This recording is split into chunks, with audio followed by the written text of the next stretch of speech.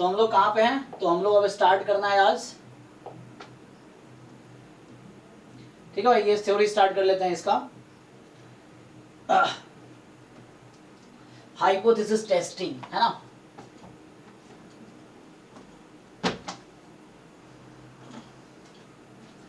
चलो ठीक है, तो कुछ टर्म्स को डिफाइन करते हैं अभी, जो जो है सिलेबस में, तो उसके हिसाब से डिफाइन करते हैं टर्म्स को।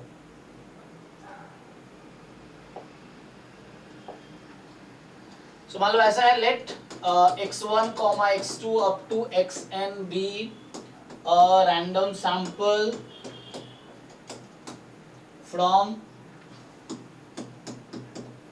population containing with PDF, let's say f theta x लिखता हूँ। so f theta x होता है, उसमें थीटा कहीं कहीं इन्वॉल्व है ना, where theta is a known parameter,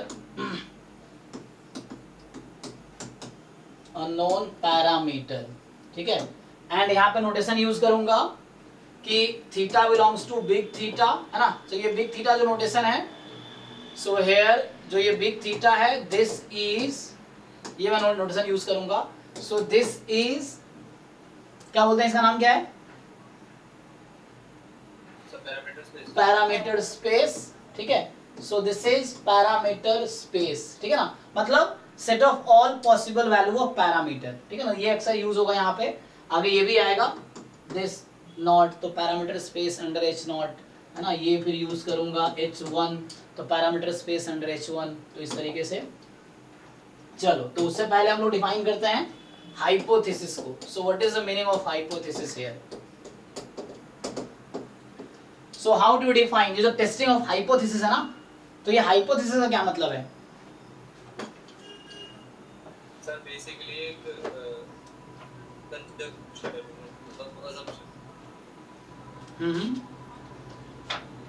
ठीक है। मतलब सर पॉपुलेशन पैरामीटर के लिए हम कुछ स्पेसिफाइड वैल्यू डिफाइन करते हैं नल हाइपोथेसिस में, और वो हम टेस्ट स्टैटिस्टिक्स से चेक करते हैं कि वो सही है या नहीं। यस, एक्चुअली डेफिनेशन इसका यही है कि एक्चुअली हम लोग क्या करते हैं, we any statement about unknown parameter, so that is called the hypothesis, है ना। सो जनरली आपको स्टेटमेंट देंगे, पहला स्टेटमेंट तो वो नल हो गया, उसका जो अपोजिट कॉम्प्लीमेंट हो सकता है वो अल्टरनेटिव हाइपोथेसिस है। तो hypothesis is just, it is statement about some unknown parameter जो इन्वॉल्व है आपके डिस्ट्रीब्यूशन में, तो उसके बारे में आप एक्चुअली जो स्टेटमेंट देते हैं, तो वो हाइपोथेसिस की डेफिनेशन है, ठीक है ना। तो जैसे अगर मैं इस बुक के डेफिनेशन देखूं, ये मेरा मॉडर्न गेल वाली बुक है, तो उसमें हर बुक में ही लिखा होगा कि a statistical hypothesis is an assertion or conjecture about distribution of one or more random variable, ये ऐसे डिफाइन करता है। If the statistical hypothesis completely specify the distribution, then it is called simple, otherwise composite। तो ये पूरा distribution के terms में बोल रहा है, नॉन पैरामीटर के टर्म्स में डिफाइन कर रहा है, तो है ना। तो जैसे अगर आप, मतलब जो भी आप स्टेटमेंट देते हो, कोई अगर डिस्ट्रीब्यूशन अननोन है उसके बारे में, या कोई पैरामीटर अननोन है उसके बारे में, so that statement is your hypothesis actually. So like जैसे हम लोग नॉर्मल थीटा कॉमा, मान लो वेरिएंस 1 है, सपोज 1 है, तो वहां हम बोलते हैं थीटा 0 है, तो ये जो हम एक अजम्पशन ले रहे हैं या स्टेटमेंट दे रहे हैं, this statement is actually hypothesis, है ना। तो उसका अपोजिट क्या होगा कि theta is not equal to 1, तो वो अल्टरनेटिव हो गया। सो थीटा इज, है ना, इस तरह theta is equal to 0 null हो जाएगा, theta is not equal to 0, इस तरीके जो भी एक स्टेटमेंट है, it is just a statement. तो हर बुक अपने तरीके से डिफाइन करता है अपने वर्ड में, ठीक है ना। तो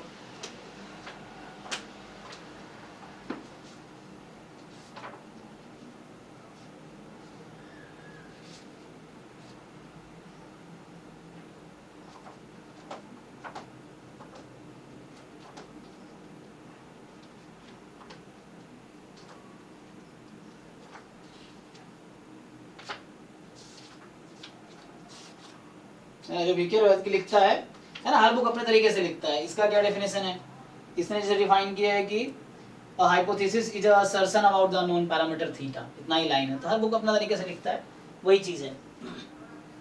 ओके, तो चलो मैं डेफिनेशन लिखता हूँ आगे, इसमें जो है बाकी बुक्स वैसे ही, तो रट्टा मारने की जरूरत नहीं है, समझने की जरूरत है। कोई एग्जाम में आपका डेफिनेशन थोड़ी पूछ रहा है, लेकिन हाँ अंडरस्टैंडिंग होनी चाहिए कि उसकी मीनिंग क्या है, क्योंकि अगर वो कोई डेफिनेशन क्लियर नहीं है, आपको अंडरस्टैंडिंग नहीं है, तो फिर वहाँ पे क्वेश्चन में दिक्कत होगा, आप गलत समझ सकते हैं ना। जैसे एमएलई में अक्सर लोग एमएलई तो निकालते हैं, उनको पता नहीं, मतलब कई बार ध्यान नहीं देते हैं कि theta should be in the parameter space, तो एमएलई हमेशा पैरामीटर स्पेस में होना चाहिए, तो बाहर का आंसर आया तो वो हो नहीं सकता। तो इस तरीके से है, तो डेफिनेशन अगर क्लियर है तो ईजी हो जाता है। ठीक है, तो हाइपोथेसिस तो यही है कि स्टेटमेंट अबाउट अननोन पैरामीटर, क्योंकि मैं पैरामीटर के टर्म्स में डिफाइन करूंगा, तो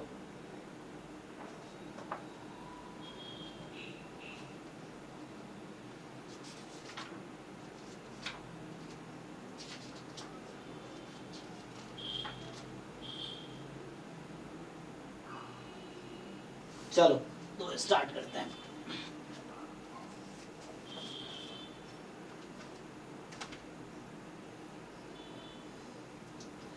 so it is an assertion और स्टेटमेंट, ठीक है ना, असर्शन जो भी स्पेलिंग होगा, क्या होगा स्पेलिंग, असर्शन जो भी अबाउट टीआईओ ने होता है, ये स्पेलिंग बताना कोई। सर ASSERSTIO एस आएगा, जस्ट ही आएगा, अबाउट ये आएगा अननोन पैरामीटर है ना, अबाउट अननोन पैरामीटर थीटा, ठीक है ना। तो थीटा वाला जो भी आप स्टेटमेंट देंगे, या अननोन कई बार डिस्ट्रीब्यूशन रहता है, तो उसके बारे में फिर आप मान लो नॉर्मल है या नॉर्मल नहीं है, इस तरह से बाद में ना, जैसे जो नॉन पैरामीट्रिक टेस्ट है, तो वहाँ पे तो ऐसी अजम्पशन रहता है ना कि कुछ डेटा पॉइंट है वो कौन सा डिस्ट्रीब्यूशन है, या उस तरीके से डिसाइड करते हैं आप। Okay, so it is an assertion about unknown parameter theta.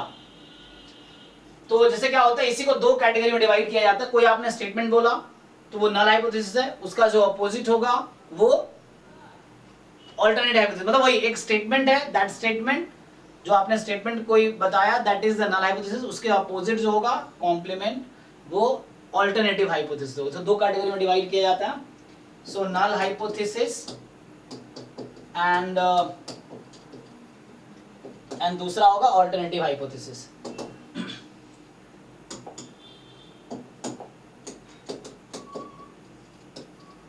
तो इससे पहले जैसे इससे पहले आते हैं सिंपल कंपोजिट में, है ना। तो कोई हाइपोथेसिस सिंपल कब होता है, सिंपल हाइपोथेसिस बाद में कैटेगराइज करेंगे ना, और एक होता है कंपोजिट,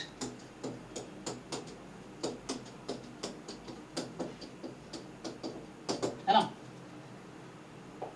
सो हाइपोथेसिस के है ना दो तरह से कैटेगराइज कर सकते हो, सिंपल या कंपोजिट। वो बाद में जैसे दो स्टेटमेंट उसके अपोजिट है तो वो मतलब एक नल हाइपोथेसिस है, दूसरा स्टेटमेंट वो है, एक ही स्टेटमेंट है, आपको चेक करना है कि वो स्टेटमेंट सिंपल है या कंपोजिट है। तो कैसे डिफाइन करते हैं सिंपल कंपोजिट को?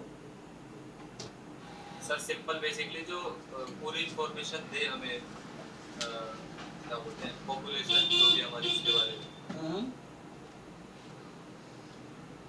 अननोन पैरामीटर एग्जैक्ट वैल्यू दे दे, अननोन पैरामीटर का डिस्ट्रीब्यूशन के जो सारे पैरामीटर्स है वो उसको स्पेसिफाइड किया होता है, तो वो सिंपल है। और हाँ। अगर वो स्पेसिफाइड नहीं है, अननोन है कोई, तो फिर वो कंपोजिट में आता है। तो मतलब ये हो गया कि वहां पे अगर पैरामीटर स्पेस लिखेंगे उस हाइपोथेसिस के अंडर तो वो सिंगलटन सेट आएगा, हां सिंगलटन सेट, ठीक है ना। अगर वो मोर देन वन एलिमेंट है उसमें तो वो फिर कंपोजिट हो जाएगा। तो कहने का मतलब ये है कि अ स्टेटमेंट या वही असर्शन, बात वही लिख सकते हो, स्टेटमेंट या असर्शन। तो statement in which all unknown parameter are specified, या तो कहते हो यूनिकली, इस तरीके से बोल सकते हो आप, ठीक है ना, इस तरीके से है कि कोई दूसरी वैल्यू नहीं हो सकती। या मैं अपने तरीके से लिखूं, वही बोल रहा हूं कि जो parameter space under that hypothesis is a singleton set. So मतलब ये हो गया कि that is parameter space under that hypothesis is a singleton set. तो ये सिंगलटन सेट होगा, ओके मतलब जैसे इस पे एग्जांपल लिखते हैं, सो एग्जांपल पे आता है ना, सो पहले कंपोजिट हाइपोथेसिस है ना, सो जो कंपोजिट होगा, सो कंपोजिट हाइपोथेसिस, तो कंपोजिट क्या होगा इसमें वाला स्लाइड जी, पर देख लो।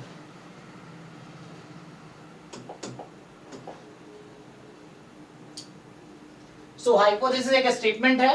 अब मैं बोल रहा हूं कि वो हाइपोथेसिस कब बोलेंगे सिंपल है, वो हाइपोथेसिस कब सिंपल होगा, तो अगर हर पैरामीटर स्पेसिफाइड है,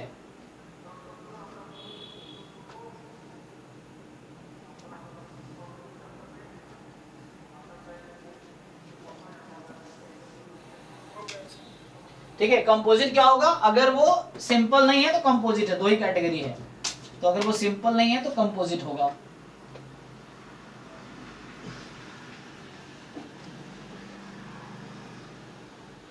अब कंपोजिट में क्या होगा सिंपल, कि a hypothesis which is not simple, that is parameter space under this hypothesis contains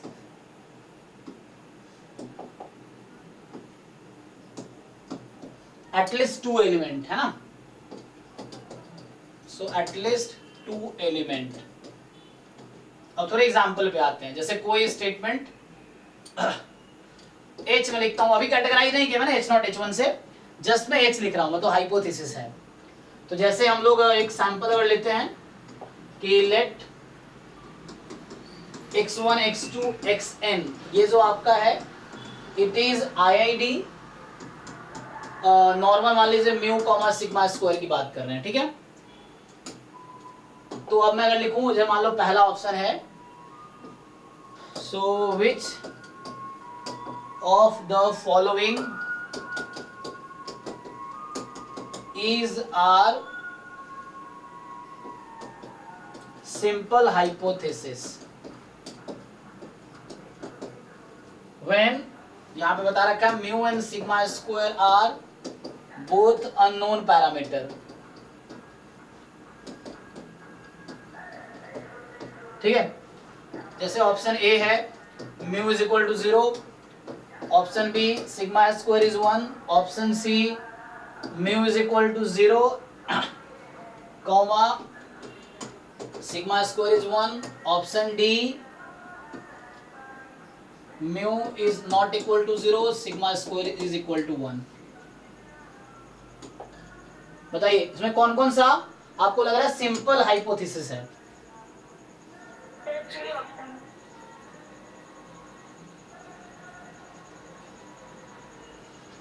general wise में एक हाँ ठीक है ना। तो पहला आपको ना कई बार बच्चों को लग सकता है कि ए बी है ना, नए लोग या जिनको डेफिनेशन समझ नहीं आया ठीक से, तो यहाँ आपको लगेगा कि ये भी सिंपल है, लेकिन यहाँ पे दो पैरामीटर है और आपको एक ही स्पेसिफाई किया हुआ है। सो यहाँ पे इसका मतलब एक्चुअली ये है, इसका मतलब ये कहना चाह रहा है कि म्यू 0 है और सिग्मा स्क्वायर पॉजिटिव में कुछ भी हो सकता है ना, ये चीज है। यहाँ बी का मतलब यही है कि म्यू कोई भी रियल नंबर हो सकता है, क्योंकि यहाँ रियल नहीं हो सकता था स्क्वायर, इसलिए ऐसा लिखा हूँ, और सिग्मा स्क्वायर 1 है, तो यहाँ इनफाइनाइट वैल्यू है। बाकी ये दोनों पैरामीटर को यूनिकली स्पेसिफाई कर रहा है। अगर कॉमन पैरामीटर स्पेस लिखूंगा तो वो ब्रैकेट में आएगा 0,1 है ना, म्यू 0 और सिग्मा 1, सो दोनों का सेपरेटली सिंगलटन सेट आएगा। तो यहाँ पे सी तो डी ऐसे ही क्लियर है, तो यहाँ से जस्ट सी ऑप्शन होगा, ठीक है। तो ये तो हो गया हाइपोथेसिस, एक स्टेटमेंट है पैरामीटर के बारे में, जो भी आप स्टेटमेंट दे रहे हैं दैट इज योर हाइपोथेसिस। अभी कहा कि वो हाइपोथेसिस सिंपल होगा या कंपोजिट होगा, तो उस स्टेटमेंट में जितने भी parameter, all parameter are specified particularly, so then it is simple. अगर वो सिंपल नहीं है, लाइक पैरामीटर कोई भी एक parameter more than 1 value consider कर सकता है, so then it is composite hypothesis. तो ये तो हो गया एक हाइपोथेसिस क्या क्या हो सकता है। अब जैसे हम लोग जब टेस्टिंग करते हैं तो एक स्टेटमेंट आपने दिया that is your null hypothesis, उसका जो अपोजिट होगा that is the alternative hypothesis. तो सिंपल क्या होता है कि हम लोग लिखेंगे कि लाइक लेट जैसे x1 x2 xn be a random sample from pdf this for example this, और यहाँ पे जो थीटा है this belongs to the parameter space। तो यहाँ पे मैं क्या लिख रहा हूँ कि so here ये जो parameter space है that is a union of these two such that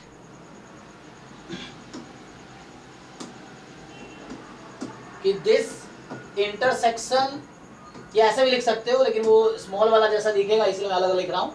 small theta ये है हमारा, मेरा कैपिटल थीटा ये है लिखने का तरीका, बुक में यही चीज ऐसे लिखा होगा तो जस्ट क्लियर है नोटेशन इसीलिए। तो ये बिग थीटा है, तो इन दोनों के बीच का जो इंटरसेक्शन है वो फाई है।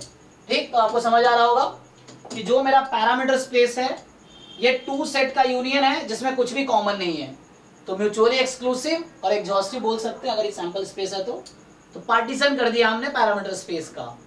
तो इसमें क्या होता है जो एच नॉट होगा नल हाइपोथेसिस है ना, तो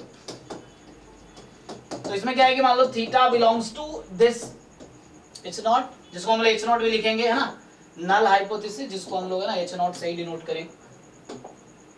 तो ये जो होगा हम लोग इसको एच नॉट से ना इस तरह लिखेंगे, ये नल हाइपोथेसिस है। फिर ऐसे ऑल्टरनेटिव, तो ऑल्टरनेटिव मतलब इसका जस्ट अपोजिट स्टेटमेंट, तो alternative statement, alternative hypothesis, hypothesis means statement. ठीक है, तो ये H, अब कुछ बुक में H1 लिखा होगा, कुछ में HA लिखा रहता है, A फॉर ऑल्टरनेटिव, कुछ में H1 लिखा रहता है, वही बात है ना। तो ये जो थीटा है आपका small theta that belongs to big theta 1, या यहाँ पे आपको समझ आ रहा होगा दिस इज जस्ट कॉम्प्लीमेंट, तो ये भी लिख सकता हूँ मैं, तो थीटा नॉट कॉम्प्लीमेंट वो भी चलेगा। ठीक है, उस तरीके से। तो ये है, इसको हम नल हाइपोथेसिस बोलेंगे ऑल्टरनेटिव। तो आपने कोई स्टेटमेंट दिया एग्जांपल के लिए, जैसे एच नॉट में हो सकता है म्यू इज इक्वल टू 0 है, H1 हो सकता है म्यू इज नॉन जीरो, इस तरीके से ये एक है ना।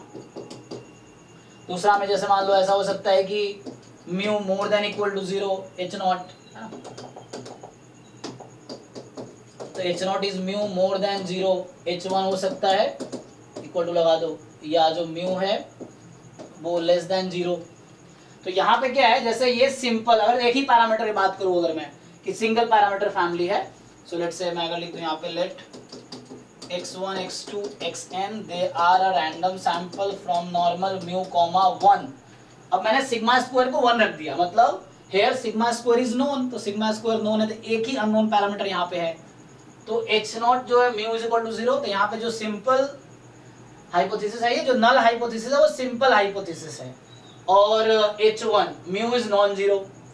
तो ये जो आपका है ये जो ऑल्टरनेटिव हाइपोथेसिस है कंपोजिट है यहाँ पे, तो इसको हम लोग बोलते हैं सिंपल वर्सेस कंपोजिट। ये जो टेस्टिंग प्रॉब्लम होगा तो वो सिंपल वर्सेस कंपोजिट होगा कि नल हाइपोथेसिस सिंपल है कंपोजिट है। अब यहाँ पे क्या है कि मोर देन इक्वल टू 0 है, तो यहाँ पे म्यू इनफिनिटी में वैल्यू ले सकता है इस हाइपोथेसिस के अंदर, तो ये आपका कंपोजिट वर्सेस कंपोजिट है, दोनों कंपोजिट हाइपोथेसिस है। तो जो H नॉट एंड H1 मतलब नल हाइपोथेसिस और ऑल्टरनेटिव हाइपोथेसिस दोनों क्या है, कंपोजिट ही है, तो दोनों कंपोजिट हाइपोथेसिस है, तो कंपोजिट वर्सेस कंपोजिट हो गया। ठीक है, तो ये जस्ट समझने के लिए है। ऐसे इसमें एग्जाम में क्वेश्चंस भी आए, आप अगर देखोगे ना, तो जैसे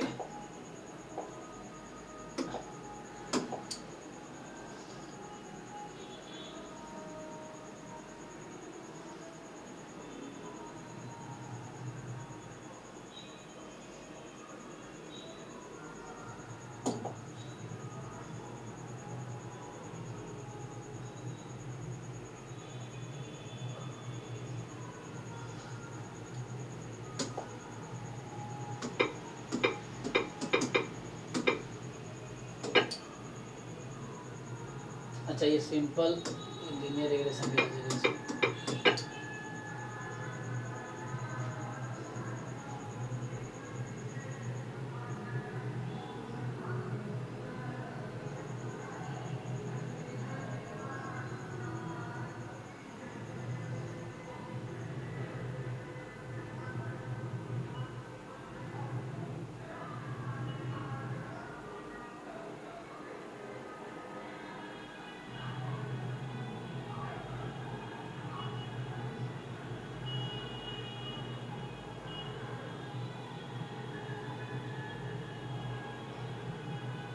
ढूंढ नहीं पा रहे हैं।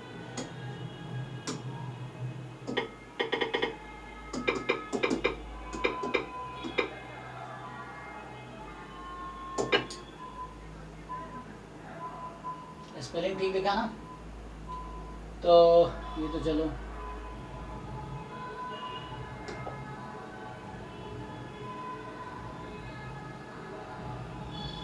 ये देखो एग्जाम 2022 का क्वेश्चन है ये। वे क्या पूछ रही है आपसे कि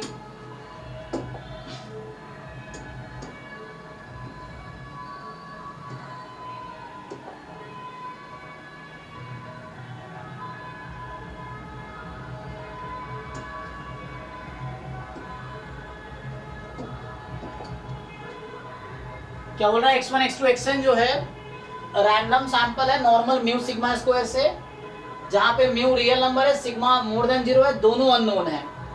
then which of the following is a simple null hypothesis, तो नल लिखा है यहाँ पे और कोई बात नहीं, तो कौन कौन सा सिंपल है, ठीक है ना, इजी आप देख पा रहे हैं इजीली। कई बार ना गलती बच्चा ये भी चूज कर सकता है, लेकिन है ना ये सिंपल है। तो जस्ट सी में म्यू और सिग्मा स्क्वायर दोनों स्पेसिफाइड है। जैम 2022 का क्वेश्चन है। जैसे मालूम पेपर बहुत डिफिकल्ट था, लेकिन ये क्वेश्चन डिफिकल्ट कैटेगरी में थोड़ी आएगा, तो डेफिनेशन बेस्ड क्वेश्चन हो गया कि जस्ट डेफिनेशन देख के कोई कैलकुलेशन नहीं करना है। अब मान लो कोई बच्चा ये मान लो क्वेश्चन है अगर तुमने देखा ही नहीं, जैसे पहले ही फंस गया तुम डिफिकल्ट क्वेश्चन में, तो इस तरह कई बार पूरा पेपर देखना जरूरी होता है। कई बार आसान क्वेश्चन होगा छूट जाएगा, तुम देख ही नहीं पाओगे। तो अगर तुमने किसी क्वेश्चन में बहुत ज़्यादा टाइम दे दिया तो पहुंचोगे नहीं लास्ट तक। तो ये सब बहुत ईजी सा क्वेश्चन डेफिनेशन बेस्ड क्वेश्चन है ना। तो ये यहाँ म्यू स्पेसिफाइड नहीं है, इसीलिए यहाँ सिग्मा स्क्वायर स्पेसिफाइड नहीं है। यहाँ भी मतलब वही है सिग्मा स्क्वायर मोर देन 0, इसीलिए गलत है, ठीक है। तो इस तरीके से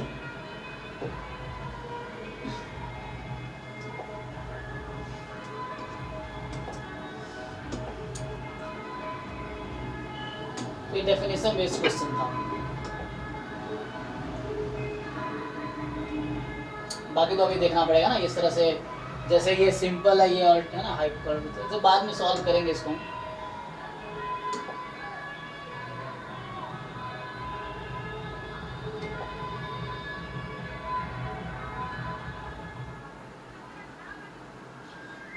ठीक है आगे बढ़ते हैं, बाकी क्वेश्चन तो ढूंढना पड़ेगा फिर।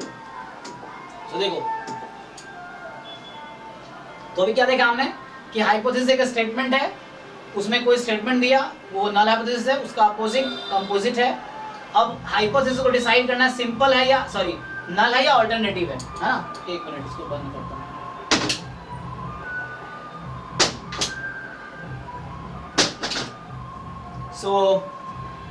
तो सिंपल या कंपोजिट होगा। सिंपल में ऑल पैरामीटर स्पेसिफाइड होगा, कंपोजिट में कोई at least one parameter will take more than one value, ठीक है। ओके आगे क्या है, सो नेक्स्ट जो अभी मैं टर्म डिफाइन कर रहा हूं जस्ट, ठीक है। तो अभी मैं टर्म डिफाइन कर रहा हूं कि सो नल हाइपोथेसिस क्या है, अल्टरनेटिव हाइपोथेसिस क्या है। फिर आपको डिसाइड करना है कि नल सिंपल है या कंपोजिट है, जो अल्टरनेटिव हाइपोथेसिस है वो सिंपल है या कंपोजिट है, ये डिसाइड करना है कई बार, है ना। उसके बाद टाइप 1 टाइप 2 एरर क्या होता है। तो इसमें क्या है कि जैसे अब आपके पास 2 हाइपोथेसिस है ना, तो मान लो है कि एक H0 है, थीटा बिलोंग्स टू मान लो बिग थीटा नॉट, H1 है, theta belongs to big theta not, complement लिख लो, या इसी को मैं ये लिख दूंगा, यही चीज है।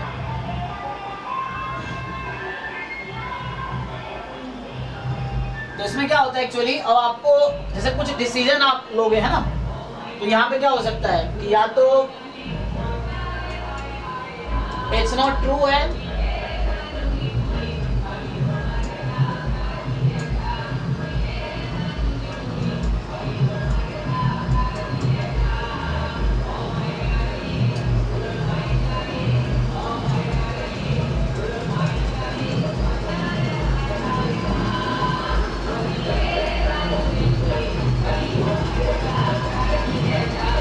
ठीक है।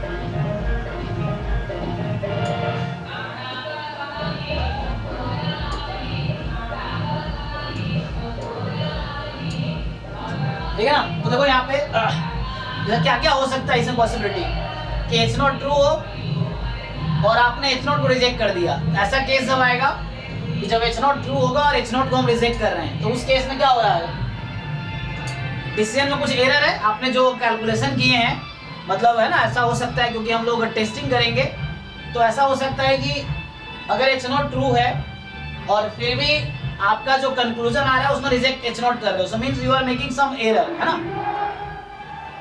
तो उस एरर को नाम दिया गया है। तो ये जो एरर है, जब एच नॉट ट्रू हो और आपने एच नॉट को रिजेक्ट कर दिया, तो इसको क्या बोलते हैं आप लोग, है ना। तो यही टाइप 1 एरर, इसका नाम दिया गया है, ठीक है ना। So this is type 1 error, so you are making some error. और जब यहाँ पे H1 फॉल्स था and still you accepted H1, है ना। तो यहाँ पे H0 फॉल्स था, स्टिल हमने एक्सेप्ट किया H0 को। तो ऐसा कुछ कंक्लूजन आएगा जहाँ पे आपने H0 फॉल्स था, स्टिल वी एक्सेप्टेड, ना। दो स्टेटमेंट है, वी हैव टू स्टेटमेंट। मान लो theta is 0, theta is non zero for example, तो एक null hypothesis, alternative theta is non zero. तो उस तरह से जब ऐसा होगा कि फॉल्स H0 है और स्टिल एक्सेप्टिंग H0 मतलब रिजेक्टिंग H1, है ना। टू ऑप्शंस आपके पास यहाँ पे है। तो कुछ बुक में क्या करता है, सिर्फ जितने टर्म्स हैं वो सिर्फ नल हाइपोथेसिस के टर्म्स में ही सब कुछ लिखेगा, वो H1 नहीं लिखता है। कुछ बुक ऐसा, जैसे प्रसन्ना साहू वाली बुक है, आई थिंक उसमें ये लोग है ना H0 के टर्म में काम करते हैं। तो अलग अलग बुक्स में, कुछ बुक में है जिसको H0 के टर्म में काम, मतलब जो स्टेटमेंट लिखेगा जनरली वो H0 के लिए ही लिखेगा, लाइक रिजेक्टिंग H0 या एक्सेप्टिंग H0, है ना, we fail to reject H0, इस तरीके से। और कुछ बुक में दोनों यूज है, जैसे है ना, तो देखना डिफरेंट बुक्स में देखना पड़ेगा क्या है। एनीवे, तो यहाँ पे क्या होगा, जब H0 फॉल्स है और आप एक्सेप्ट कर रहे हैं H0 को, या H0 फॉल्स है और एक्सेप्ट आप किसको कर रहे हैं, रिजेक्ट कर रहे हैं H1 को, तो इसका मतलब ये हो गया। तो यहाँ H1 ट्रू है but you are rejecting H1, so that will be called type 2 error, है ना। ये डेफिनेशन है, बस जस्ट टाइप 2 एरर ये है। और बाकी जब H0 ट्रू है, इफ यू आर, है ना, taking decision that we will accept H0, so this is a fine, this is correct decision, कोई प्रॉब्लम नहीं है ना। एंड यहाँ पे जब H0 फॉल्स है and you are rejecting H0, so this is fine, कोई दिक्कत नहीं है ना, so this is correct decision. So अगर आप इस तरह का डिसीजन लेंगे तो ये कुछ एरर क्रिएट होगा, दैट एरर का नाम दिया गया, दिस इज जस्ट नेम, कि टाइप 1 एरर, टाइप 2 एरर, ठीक है ना। तो ये जस्ट एक डेफिनेशन टाइप हो गया कि टाइप 1 एरर का मतलब होगा, सो टाइप 1 एरर का मतलब है कि rejecting H0 when H0 is true, ठीक है ना। ये टाइप 1 एरर का मतलब हो गया। टाइप 2 एरर का मतलब होगा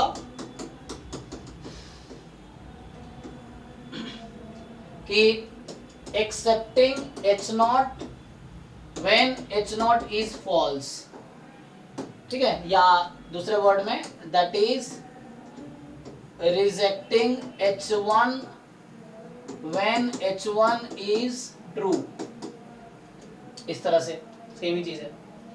तो आपसे एग्जाम में क्या इसकी प्रोबेबिलिटी पूछता है कई बार, है ना, कि what is the probability of type, मतलब खूब पूछा हुआ है एग्जाम में, तो 8 में भी कि टाइप 1 एरर की प्रोबेबिलिटी बताओ, टाइप 2 एरर की प्रोबेबिलिटी बताओ। तो उसका डेफिनेशन क्लियर है तो इजी रहेगा। जैसे आपसे क्या पूछता है, what is the probability of type 1 error, है ना, जैसे प्रोबेबिलिटी ऑफ टाइप 1 एरर, तो इसका मतलब हो गया probability of rejecting H0 when H0 is true, and ऐसे प्रोबेबिलिटी ऑफ टाइप 2 एरर, तो इसका मतलब होगा प्रोबेबिलिटी ऑफ, या तो मैं H1 के टर्म में लिख दूं तो rejecting H1 when H1 is true, तो वही चीज है, जब रिजेक्टिंग H1 है तो आप समझ सकते हो एक्सेप्टिंग H0, और यहाँ पे H1 is true मतलब H0 is false, ठीक है। तो कोई डाउट है तो पूछ सकते हैं आप, किसी को कुछ बताना हो तो, ठीक है। तो ये जस्ट डेफिनेशन है, टाइप 1 एरर, टाइप 2 एरर का डेफिनेशन क्या, मीनिंग क्या है।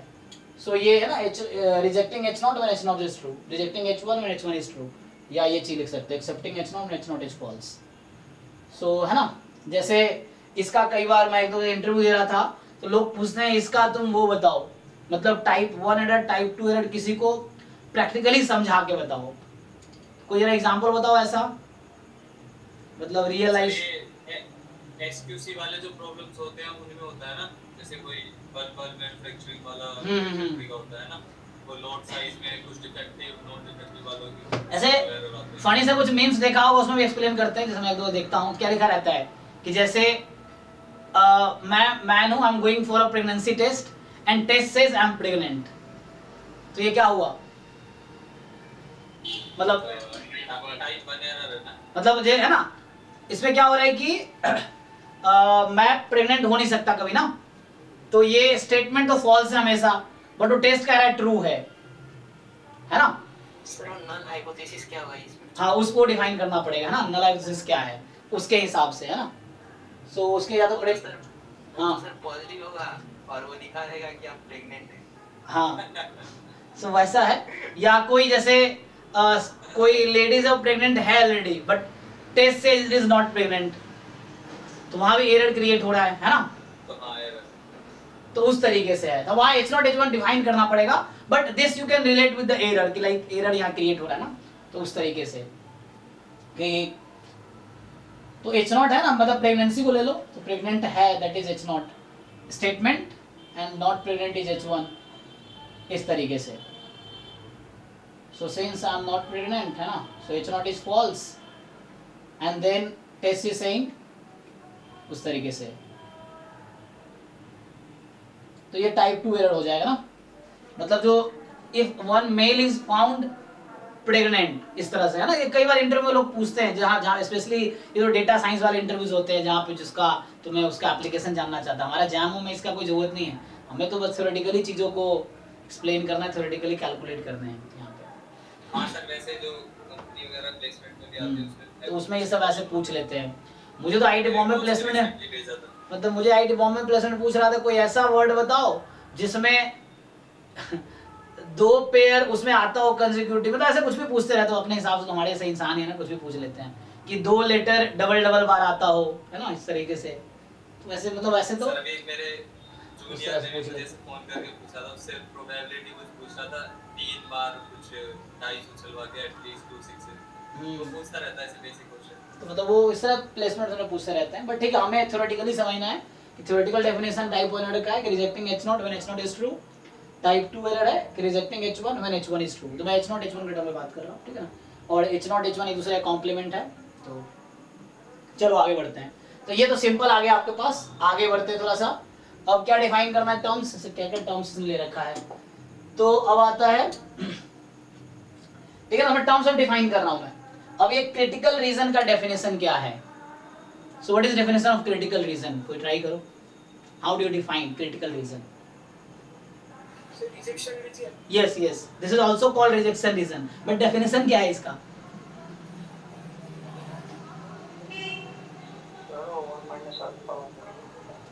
ओके, तो प्रोबेबिलिटी ऑफ रिजेक्शन रीजन जो आती है वो तुम्हारी अल्फा जिसको बोलते हो ना तुम, और मैं सफा बोलेंगे अल्फा क्या है, significance level, probability of type 1 error होता है एक्चुअली। हाँ Level of हाँ, वो ठीक है, वो डिफाइन करते हैं अभी।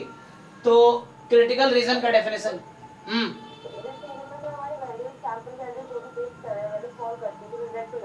हाँ, तो set of values of sample, वो है ना, set of values of sample that reject the null hypothesis is called the rejection region. तो मेनली हम नल हाइपोथेसिस के लिए बात करेंगे। तो ये जो होगा कि मान लो अगर रिजेक्शन रीजन मैं डिफाइन कर रहा हूँ, रिजेक्शन रीजन या इसी का नाम है क्रिटिकल रीजन।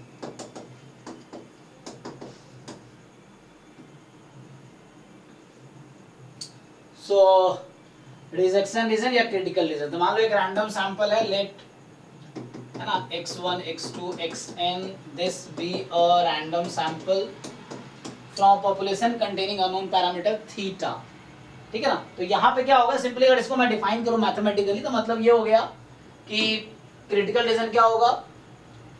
सो जो क्रिटिकल रीजन है is a set of values of random sample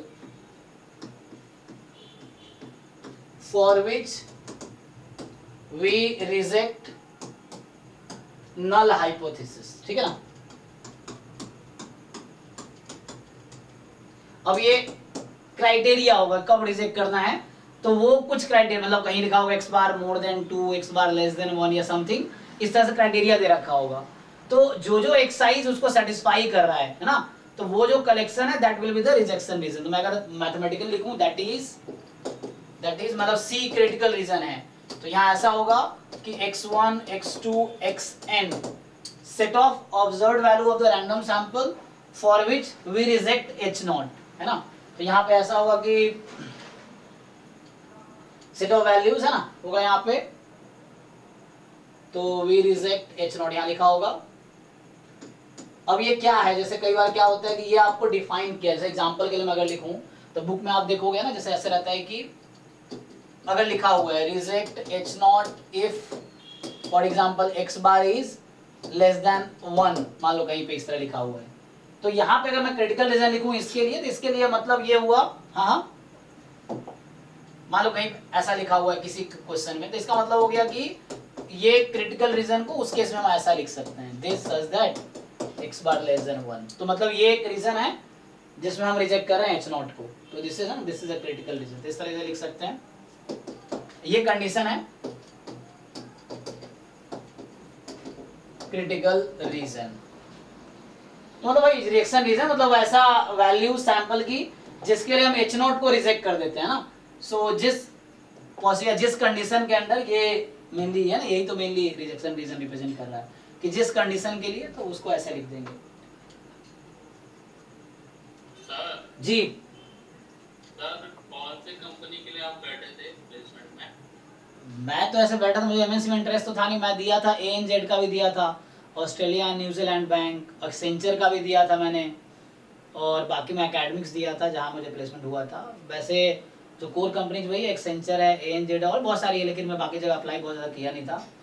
तो ये है, तो इंटरव्यू देने के लिए तुम्हें पहले रिज्यूम शॉर्टलिस्ट हो, बहुत क्राइटेरिया है वहाँ भी, पहले तुम्हारा रिज्यूम सेलेक्ट करे, फिर रिज्यूम के बाद तुम एप्टीट्यूड टेस्ट दो, फिर एप्टीट्यूड टेस्ट क्वालिफाई किए फिर जाके तुम्हारा इंटरव्यू होगा, फिर इंटरव्यू क्वालिफाई किए फिर वो क्या टेक्निकल राउंड HR राउंड क्या क्या होता है, उसके बाद जाके सिलेक्शन होता है। बहुत लंबा प्रोसेस रहता है ये भी।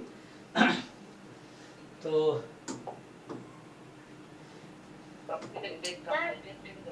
जी जी हाँ बोलो। सर हम ऐसा बोल सकते हैं क्या कि जो क्रिटिकल रीजन होता है वो सबसेट ऑफ सैंपल स्पेस होता है? सैंपल स्पेस होता है, तो मतलब जो सपोर्ट होगा जॉइंट का, हाँ उसका सब्सिडी होगा, जो सपोर्ट ऑफ जॉइंट डिस्ट्रीब्यूशन है हाँ उसका सपोर्ट ही है, क्योंकि यहाँ पैरामीटर के रेस्पेक्ट में बात नहीं कर रहे हैं ना, हम लोग बात कर रहे हैं ये x1 x2 xn सैंपल जो हमारे पास रैंडम सैंपल है उस हाँ उसके लिए, तो जो सपोर्ट जॉइंट का आएगा उसका ये सबसेट होगा। सर जी सर जैसे मान लो कि आपने 20 कंपनी में अप्लाई किया, तो 200 कंपनी का अलग अलग टेस्ट देना पड़ेगा? हाँ तो भी स्टार्ट हो जाता है, प्लेसमेंट दिसंबर में होता है, प्रोसेस 6 महीने पहले स्टार्ट हो जाता है। जैसे अभी क्या चल रहा है, अभी जैसे तुमने सुना होगा बहुत सारे लोगों का इंटर्नशिप हो गया, प्लेसमेंट हो गया, तो वो प्लेसमेंट इंटरव्यू दिसंबर में स्टार्ट होता है। जैसे अब जो बच्चा अभी तुम फर्स्ट ईयर कंप्लीट हुआ तुम्हारा, कब कंप्लीट, अभी जैसे जो फर्स्ट ईयर कंप्लीट किया बच्चा अभी अगस्त में स्टार्ट हुआ था ना सेकेंड ईयर, तो सेकेंड ईयर के शुरू से ही टेस्ट होना स्टार्ट हो जाता है। अब जितने जितने टेस्ट में तुम पास हुए तो वो सारी कंपनीज तुम्हें दिसंबर में इंटरव्यू लेगी, तो दिसंबर में इंटरव्यूज होते हैं। बाकी प्रोसेस सेकेंड ईयर के शुरू से ही इंटरव्यू वो सब प्लेसमेंट का स्टार्ट हो जाता है, रिटर्न टेस्ट ये सब स्टार्ट हो जाता है, रिज्यूम सबमिट करना अभी अगस्त सितंबर में सबमिट करते हो, फिर वो इसी बीच में टेस्ट लेता है, फिर दिसंबर में इंटरव्यू होता है। तो इंटरव्यू लास्ट स्टेप रहता है। तुम 20 कंपनी मान लो तुमने टेस्ट दिया, 20 कंपनी में शॉर्टलिस्ट हुए, तो उन सबका इंटरव्यू अलग अलग होता है। लेकिन तुम मान लो पहले कंपनी में इंटरव्यू दिया, तुम्हारा सिलेक्शन हो गया, तो अब तुम आगे इंटरव्यू दे ही नहीं सकते, वो वहाँ से तुम्हें प्लेसमेंट सेल जो है उस कॉलेज का वो तुम्हें वो कर देगा, तो उसके आगे तुम एक्सेप्ट कर लेते हो तो नहीं कर सकते। तो वो अगर प्लेसमेंट तुमने एक्सेप्ट कर लिया ऑफर तो सर कॉलेज वाले मदद करते हो मतलब रेज्यूमे बनाने में ये सारी? हाँ सारा कॉलेज में प्लेसमेंट सेल होता है, उसमें स्टूडेंट बॉडीज होते हैं, जैसे स्टूडेंट में से कोई इंटर्नशिप कोऑर्डिनेटर है, कोई प्लेसमेंट कोऑर्डिनेटर है, जो सीनियर्स हैं, तो उनका रेगुलर सेशन होता है, रेगुलर वो तुम्हें गाइड करते हैं कैसे प्लेसमेंट होगा, क्या पढ़ना है क्या नहीं पढ़ना है, तो वो सारा वो कॉलेज की तरफ से रहता है, वो ऑफिशियली उसमें हेल्प किए जाते हैं, कैसे रिज्यूम बनाने हैं, क्या क्वेश्चन तैयार करना है, क्या मतलब पढ़ना है, इस तरह से वो पूरा रहता है वहाँ पे। उसका वो सीनियर उसमें टीम रहती है, वो मतलब वो स्टूडेंट यूनियन ही रहता है वहाँ पे उस तरह से। सीनियर्स जो होते हैं उनका उनके होता है वही, सब कुछ स्टूडेंट ही हैंडल करता है, प्लेसमेंट से स्टूडेंट ही हैंडल करते हैं वहाँ पे।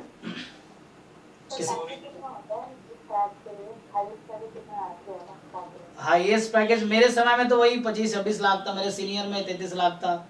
उसके बाद अभी तो वही रहता है 20-30 अराउंड मैक्सिमम का रहता है, एवरेज 15-16-17 लाख रहता है बॉम्बे का। ये मतलब बॉम्बे में एएसआई का बहुत ज़्यादा है नहीं, मतलब वही है कि हाँ 10 से 20 लाख के बीच 80% बच्चों का प्लेसमेंट हो जाता है, ये है। कुछ बच्चे 4-5 बच्चे एक्सेप्शन है जो 20-30 में जाते हैं, 30-40 में भी जाते हैं, बाकी सब 10-20 के बीच में रहते हैं। सर ये जो पीएचडी का प्लान है ना फॉरेन में, तो वो प्रोफेसर हेल्प करते हैं कुछ पीएचडी के लिए? नहीं पीएचडी समझे पीएचडी ना, PhD का। तो कहाँ से फॉरेन जाने के लिए? तो फॉरेन जाने के लिए आपको वो चाहिए ना, आपके लिए क्या है, प्रोफेसर हेल्प करेगा ना, बिना रिकमेंडेशन के जा ही नहीं सकते तुम। क्योंकि इंडिया में क्या है कि इंडिया में तुम रिटन टेस्ट और इंटरव्यू होता है, फॉरेन में तो ऐसा नहीं होता ना, रिटन टेस्ट इंटरव्यू थोड़ी होता है फॉरेन के लिए। वहाँ तो तुम्हारा रिकमेंडेशन है, रिज्यूमे है, तुम्हारा प्रपोजल है, यही बस देखते हैं वहाँ तो मेनली।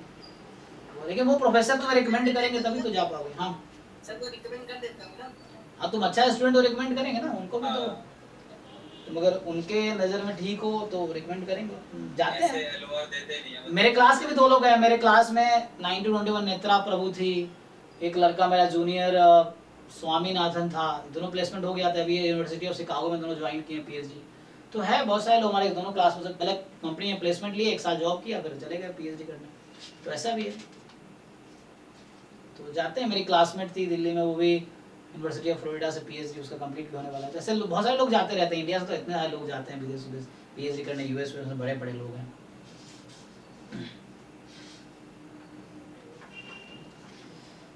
ठीक है, तो अब क्या होगा, टेस्ट स्टैटिस्टिक्स क्या होता है, क्योंकि उसकी जरूरत पड़ेगी। So what is test statistics?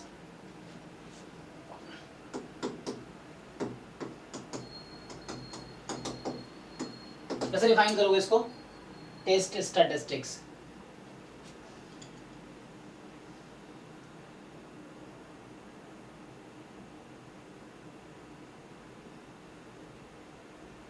कोई बताओ, व्हाट इज टेस्ट स्टैटिस्टिक्स?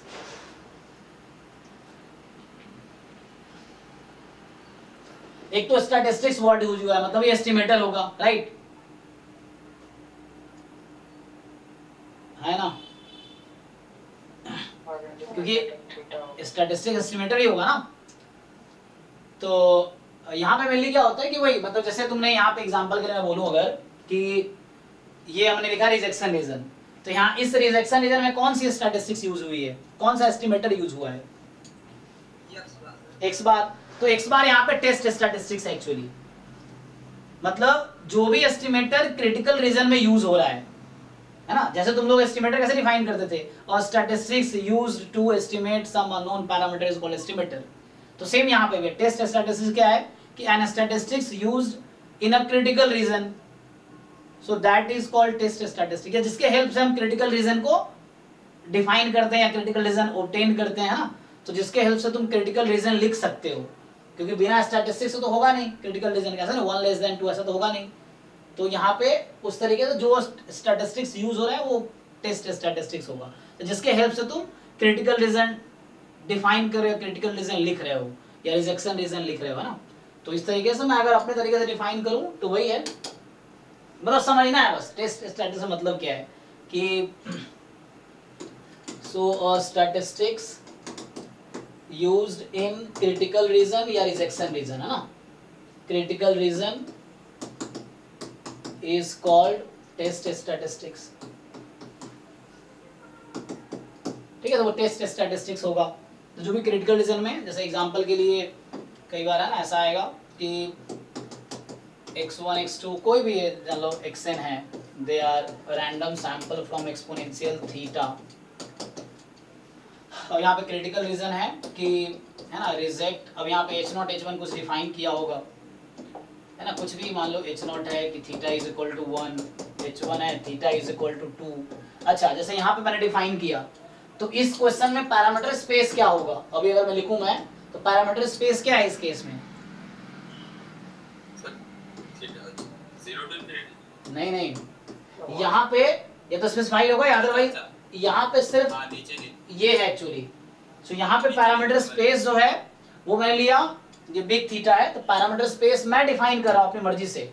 यहाँ हो सकता है थीटा मोर देन 0, लेकिन उस क्वेश्चन में आप देखना हर क्वेश्चन में पैरामीटर स्पेस लिखा रहता है जनरली, और नहीं लिखा होगा तो फिर वो जो जनरल जो आप जानते हो तो वो होगा, अदरवाइज कुछ पर्टिकुलर केस में डिफाइन रहेगा। तो यहाँ पैरामीटर स्पेस मान लो ये है तो सिर्फ 1 2 है, H0 में बोल दिया थीटा 1 है, H2 में बोल दिया थीटा 2। आपको टेस्ट करना है कि क्या ट्रू है, तो उसके लिए कुछ कंडीशन टेस्ट स्टैटिस्टिक्स आएगा, या आपको खुद ही डिसाइड करना है क्रिटिकल रीजन क्या होगा, तो क्रिटिकल रीजन आपको डिसाइड करना पड़ेगा, है ना।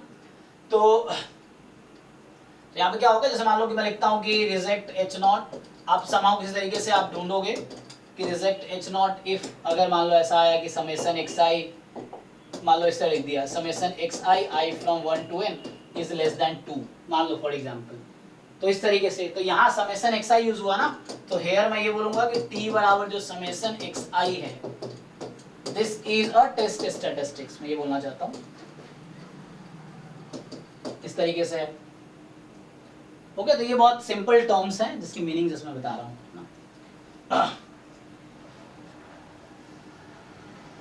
ओके, तो ये तो हो गया आपका टेस्ट स्टैटिस्टिक्स। अगला आता है जो वर्ड है,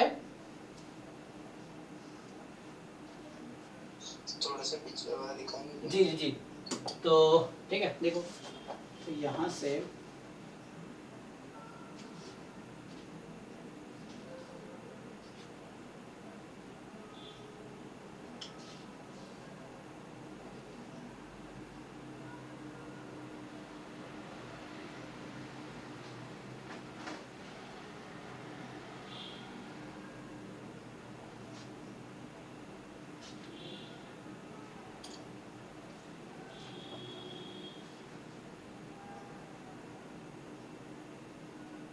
हो गया सही।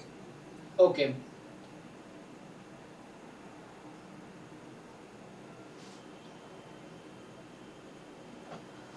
ठीक है, तो यहाँ पे what is the meaning of level of significance?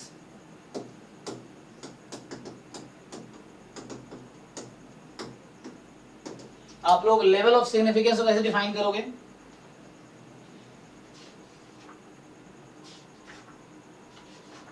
जिन लोगों को आइडिया है बताओ।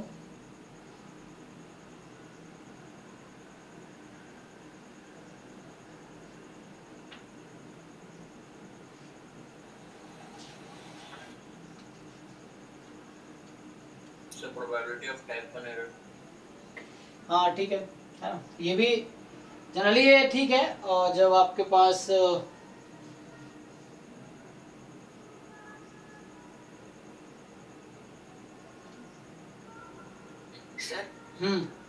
ये p वैल्यू और लेवल ऑफ सिग्निफिकेंस में क्या डिफरेंस है? हाँ अभी कैलकुलेट करेंगे, एग्जाम में आया पी वैल्यू 2022 में पूछा गया है, गेट 2022 में पूछा गया P value of the test, है ना।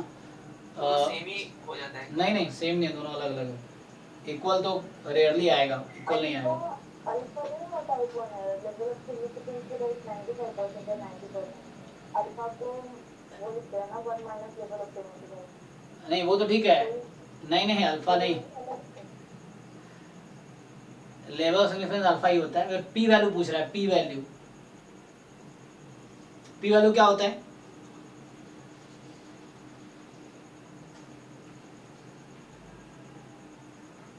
इसका p वैल्यू यही होता है ना, वो जो probability of c less than c निकालते हैं, मतलब टेस्ट स्टैटिस्टिक्स लेस देन इस ऑब्जर्व्ड वैल्यू ना, वो मैं डिफाइन करूंगा, वो अलग है, वो टाइप 1 एरर और लेवल ऑफ सिग्निफिकेंस से अलग है। सही, लेवल ऑफ सिग्निफिकेंस और p वैल्यू में कौन सा ज्यादा मतलब यूज किया जा सकता है? पी वैल्यू ज्यादा सुटेबल है टेस्ट को रिजेक्ट या एक्सेप्ट करने में, वो बताऊंगा। वो पी वैल्यू बहुत यूजफुल चीज है, पी वैल्यू के बेस पे ही डिसाइड किया जाता है कि रिजेक्ट करना एक्सेप्ट करना है, मेनली जो एप्लीकेशन प्रॉब्लम में है, मतलब जहाँ पे हां यस सर। अल्फा क्यों आया यहाँ? अल्फा लेवल ऑफ सिग्निफिकेंस है, मतलब तुम जैसे क्या होता है कि अगर मैं अभी बता, चलो जैसे वो बता रहा है ना, अभी मैं लिख देता हूँ कि इसको मैं अल्फा से डिनोट कर रहा हूँ, ये होगा प्रोबेबिलिटी ऑफ टाइप 1 एरर, है ना। सो टाइप 1 एरर मतलब क्या हो गया कि probability of rejecting H not when H not is true, ये ना। सो मतलब 5% तक अल्फा तक तुम गलती कर सकते हो, उतना तक एक्सेप्टेबल है। उससे ज्यादा गलती करोगे तो फिर वो एच नॉट वो हो जाएगा। हाँ लेवल ऑफ सिग्निफिकेंस एंड जो प्रोबेबिलिटी कैलकुलेट कर रहा है टाइप 1 एरर के, इन दोनों में डिफरेंस क्या है? सिंपल वर्सेस सिंपल में सेम ही रहेगा, कंपोजिट में थोड़ा अलग होगा। तो यहाँ थोड़ा सा ये एब्स्ट्रैक्ट कॉन्सेप्ट है, थ्योरेटिकली हो जाएगा, तो अभी कोई डिफरेंस नहीं है, ठीक है ना। वो क्वेश्चन के थ्रू चीजें कुछ क्लियर होंगी। तो जैसे हम लोग क्या लिख रहे हैं, मान लो अगर वन साइडेड टेस्ट लिख रहे हैं, मान लो वन साइडेड है फॉर एग्जांपल, तो जैसे ये तुम्हारा अल्फा है, ये 1 माइनस अल्फा है फॉर एग्जांपल, है ना। और ये जैसे क्या लिखो, इसको कोई वो है ना वैल्यू कुछ ले लोगे, तो जो भी एस्टिमेटर है उसकी कोई ऑब्जर्व्ड वैल्यू होगी, लेट्स से टी है यहाँ पे, या कोई नंबर लिख लो यहाँ पे, है ना, पर्टिकुलर। मान लो क्या लिखेंगे, जैसे तो इसको हम लोग राइट साइड वाले को क्या बोलते हैं, जैसे अगर तुम रिजेक्ट कर रहे हो, मान लो रिजेक्ट एच नॉट इफ, मान लो ऐसा लिख दिया फॉर एग्जांपल कि x bar is more then के फॉर एग्जांपल, है ना। तो इसकी जो प्रोबेबिलिटी होगी x bar is more then के, सो एच नॉट रिजेक्ट करने की जो प्रोबेबिलिटी है एक्चुअली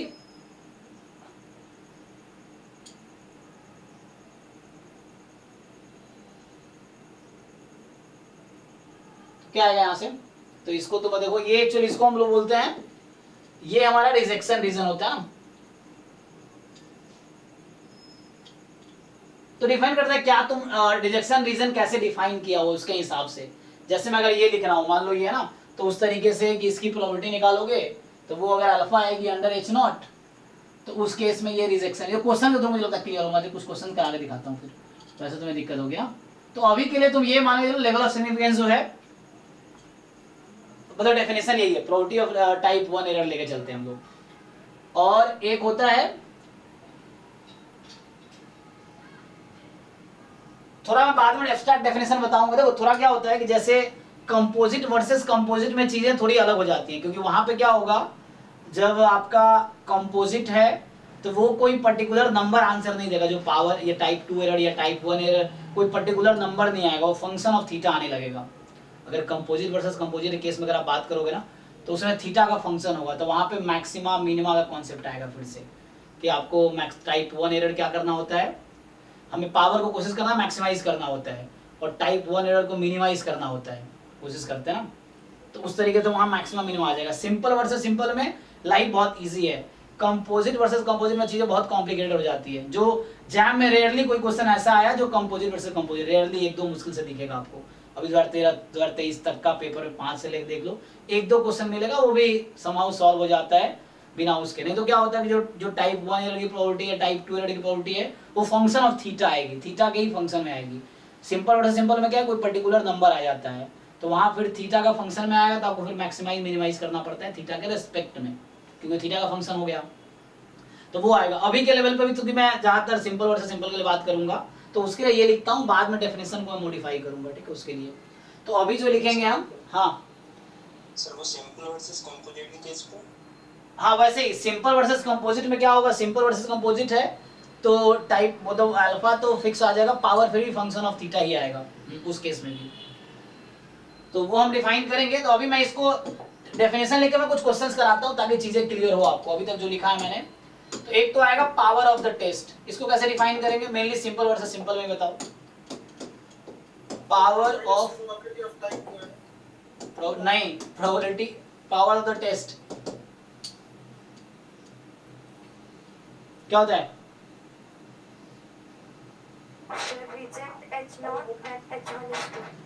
तो देखो इसको आप लिख सकते हो 1 minus probability of type 2 error, सही आप जो बता रहे हैं।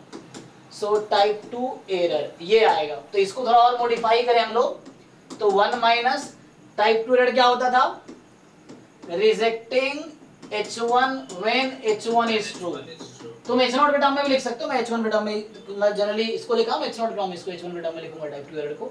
तो ये था कि rejecting H0 when H0 is true, यहाँ पे है टाइप रिजेक्टिंग H1 और H1 is true, इसको थोड़ा और मॉडिफाई करो। तो जब देखो कंडीशनल है, ये चेंज नहीं होगा, ये वाला चेंज होगा। जब आप कॉम्प्लीमेंट लेते हो ना, जैसे आपको पता है कि 1 minus probability of A given B is probability of A complement given B, ये होता है ना। सो ये आपके पास है एक्चुअली।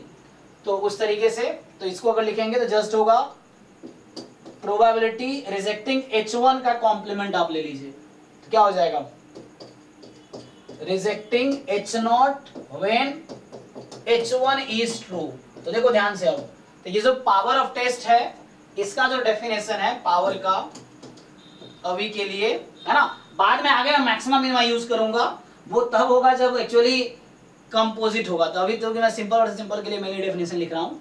तो यहाँ पे क्या आएगा कि alpha is probability of rejecting H0 when H0 is true. दोनों देखो रिजेक्ट करने की प्रोबेबिलिटी है दोनों, तो rejecting H0 when H0 is true, ये कब है power rejecting H0 when H1 is true, मतलब H0 इज फॉल्स। तो जब H0 फॉल्स है और तुम्हारा टेस्ट क्या कर रहा है रिजेक्ट कर रहा है H0 को, तो ये उसका पावर है, मतलब वो कितना पावरफुल टेस्ट है तुम्हारा, कि अगर वो मतलब वही निकालना है जनरली ये आएगा तुम्हारा 90%, 95, 98, 99 इसका आंसर आएगा। इसका जनरली आंसर आएगा 2%, 3%, 4%, 5%, है ना, इस तरह से आंसर आएगा। तो इस तरीके से, क्योंकि ये टाइप 1 है ना, तो H0 ट्रू है, तुम रिजेक्ट कर रहे हो, तो ऑब्वियसली इसको मुझे मिनिमाइज करना होता है। जब फंक्शन ऑफ थीटा आएगा तभी इसको मिनिमाइज ही करेंगे। और ये क्या है कि जब तुम्हारा H1 ट्रू मतलब H0 फॉल्स है, तो इसको तुम अगर H0 के टर्म में लिखो तो वही मतलब है ना कि probability of rejecting H0 when H0 is false.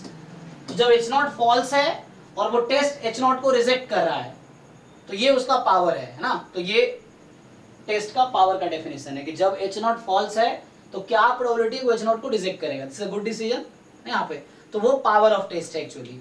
और यहाँ पे क्या हो रहा है कि जब H0 ट्रू है लेकिन फिर भी H0 को रिजेक्ट कर रहा है ना, ये टाइप 1 है, तो ये लेवल ऑफ सिग्निफिकेंस है।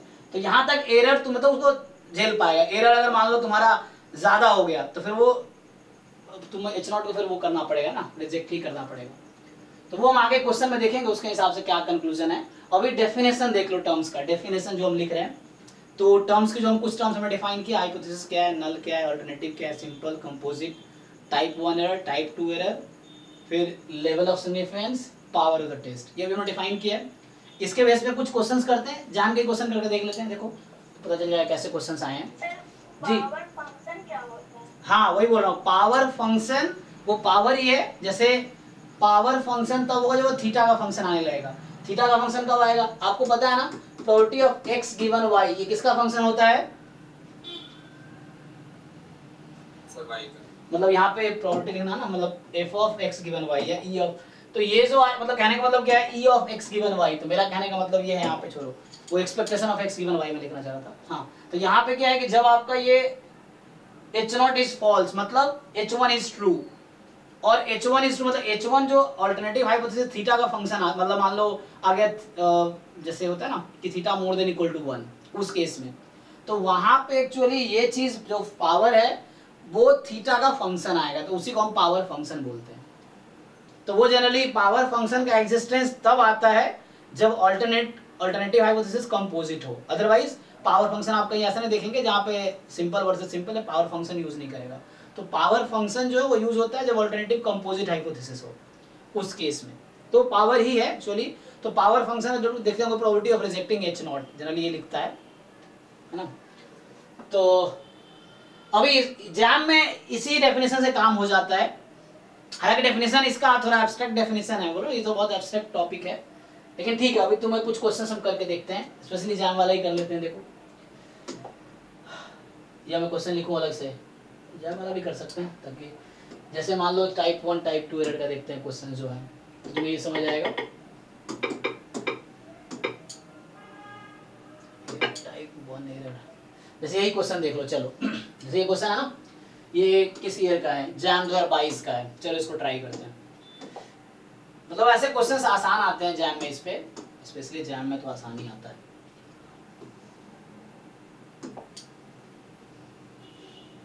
अब देखो इसको समझते हैं जरा कहना क्या चाह रहा है ना। तो जो हमने अभी डेफिनेशन पढ़ा उसको अप्लाई कैसे करना है। तो ये उसने बोला है कि x1 x2 x25 be a random sample from this, तो मेरे पास n की वैल्यू 25 सैंपल है। हाँ sir power of the test जो है उसका रियल लाइफ में क्या सिग्निफिकेंस होता है? हाँ, जैसे आप देखते होंगे कौन सा टेस्ट किससे बेटर है, तो वो पावर के बेस पर डिसाइड किया जाता है कि किसका पावर ज्यादा आता है। जैसे आप देखेंगे, जैसे कुछ रिसर्च पेपर्स या वैसे देखेंगे, या जो नॉन पैरामीटर डिफरेंट टेस्ट है, तो आप देखेंगे जहां लिखा होगा कि ये टेस्ट बेटर है उस टेस्ट से, तो उसका क्राइटेरिया क्या है, यही पावर ही उसका क्राइटेरिया है। कि मतलब एक ही हाइपोथेसिस का क्वेश्चन है, दो डिफरेंट टेस्ट से आप सॉल्व कर रहे हैं, तो जो टेस्ट ज्यादा पावर देगा वो बेटर है, तो पावर ही उसको डिसाइड करता है। सो ठीक है ना, तो हमारे पास n जो है 25 है। सो ये जो सैंपल है मेरा x1 x2 x25, ये कहां से आया है, ये आया है नॉर्मल μ1 से, तो μ1 नोन होगा क्योंकि सिग्मा स्क्वायर तो नोन है। अब आपके पास h0 जो इसने डिफाइन किया, वो डिफाइन किया कि म्यू की वैल्यू 5.2 होगी। h1 जो है वो बोल रहा है म्यू जो होगी 5.6 होगी। मतलब तो जो नल हाइपोथेसिस है वो क्या दिया कि जो म्यू है, क्योंकि वो तो अननोन है, तो हम एक स्टेटमेंट दे रहे हैं, हम एक हाइपोथेसिस ले रहे हैं कि म्यू की वैल्यू 5.2 है और h1 है म्यू की वैल्यू 5.6 है। अब मुझे टेस्ट करना है कि क्या है, म्यू 5.2 है या 5.6 है। तो एक तो एग्जैक्टली तो हमें पता नहीं होगा, लेकिन एक लिया है ना, वो इसलिए लेवल ऑफ सिग्निफिकेंस दिया होता है। देखो यहाँ पे क्या दिया हुआ है, तो तुम्हें दे रखा होगा कि the null hypothesis is rejected if and only if. तो तुम्हें क्या दिया है, रिजेक्टिंग h0 कितना है, if and only if x bar ही तो है वो, है ना, x bar more than k। अब यहां समझो एक नया वर्ड यूज हुआ है, size of the test. What is size of the test?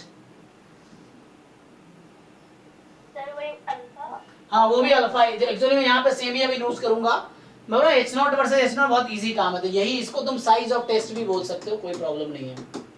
Size of a test अभी यही लेके चलो, तो लेवल ऑफ सिग्निफिकेंस है, साइज थोड़ा डिफरेंस है इसमें, है ना, बट सिंपल वर्सेस सिंपल में कोई डिफरेंस नहीं है, दो सेम ही है। तो जो लेवल ऑफ सिग्निफिकेंस है या साइज ऑफ द टेस्ट हम सेम लेके चलेंगे, जिससे ही सारा काम हो जाएगा। तो अभी मैं डिफाइन कर रहा हूँ इसको इसी तरीके से कि लेवल ऑफ सिग्निफिकेंस या size of the test is the probability of rejecting h0 when h0 is true.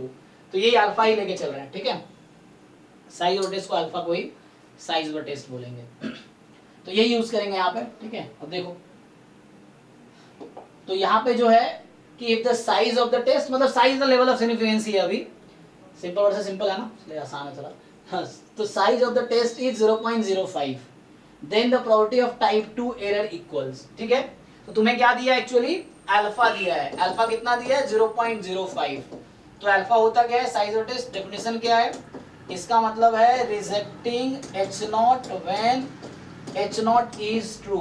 तो वो डेफिनेशन आपको याद रखना पड़ेगा, probability of type 1 error, alpha जो होगा प्रोबेबिलिटी ऑफ टाइप 1 एरर होगा यहाँ पे अभी के लिए। तो rejecting h0 when h0 is true, तो यहाँ पे जरा चेक करो, और आपसे पूछ क्या है, प्रोबेबिलिटी ऑफ टाइप 2 एरर। तो ये इंफॉर्मेशन क्यों दिया हमें, ताकि k फाइंड कर सके, ठीक है ना। उसके बाद टाइप 2 एरर निकलेगा। तो पहले आपका अभी rejecting h0 when x bar more than k, k क्या है, तो पहले मुझे k डिसाइड करना है कि ये k क्या है। तो ये k डिसाइड करेगा कि लेवल ऑफ सिग्निफिकेंस 0.05 है, तो इससे मुझे k मिल जाएगा। चलिए ट्राई करके देखते हैं। तो प्रोबेबिलिटी रिजेक्टिंग h0, तो h0 कब रिजेक्ट कर रहे हैं, जब x bar more than k है, x bar more than k है, गिवन h0 इज ट्रू, मतलब अंडर h0, तो मतलब हम अज्यूम कर रहे हैं कि म्यू की वैल्यू कितनी है, 5.2 है, ठीक है जी। देखो सो यहाँ से क्या आया, rejecting h0 when h0 is true, तो x bar more than k, given mu is 5.2, तो ये 0.05 है, इक्वल टू। अब देखो आपका सैंपल क्या था, नॉर्मल μ1 था, तो इसको आप x बार को पहले तो स्टैंडर्ड नॉर्मल में लाओ। तो स्टैंडर्ड नॉर्मल में कैसे लाओगे, तो x बार का मीन कितना होगा, म्यू ही रहेगा, म्यू रहेगा अपॉन x बार का वेरिएंस कितना है, 1/√10 है ना। तो सिग्मा स्टैंडर्ड डेविएशन लिखोगे सिग्मा बाई रूट 10, तो सिग्मा तो 1 ही है, तो 1/√10। सेम चीज उस तरफ यहाँ करो, मोर देन k था, तो k माइनस म्यू 1/√10।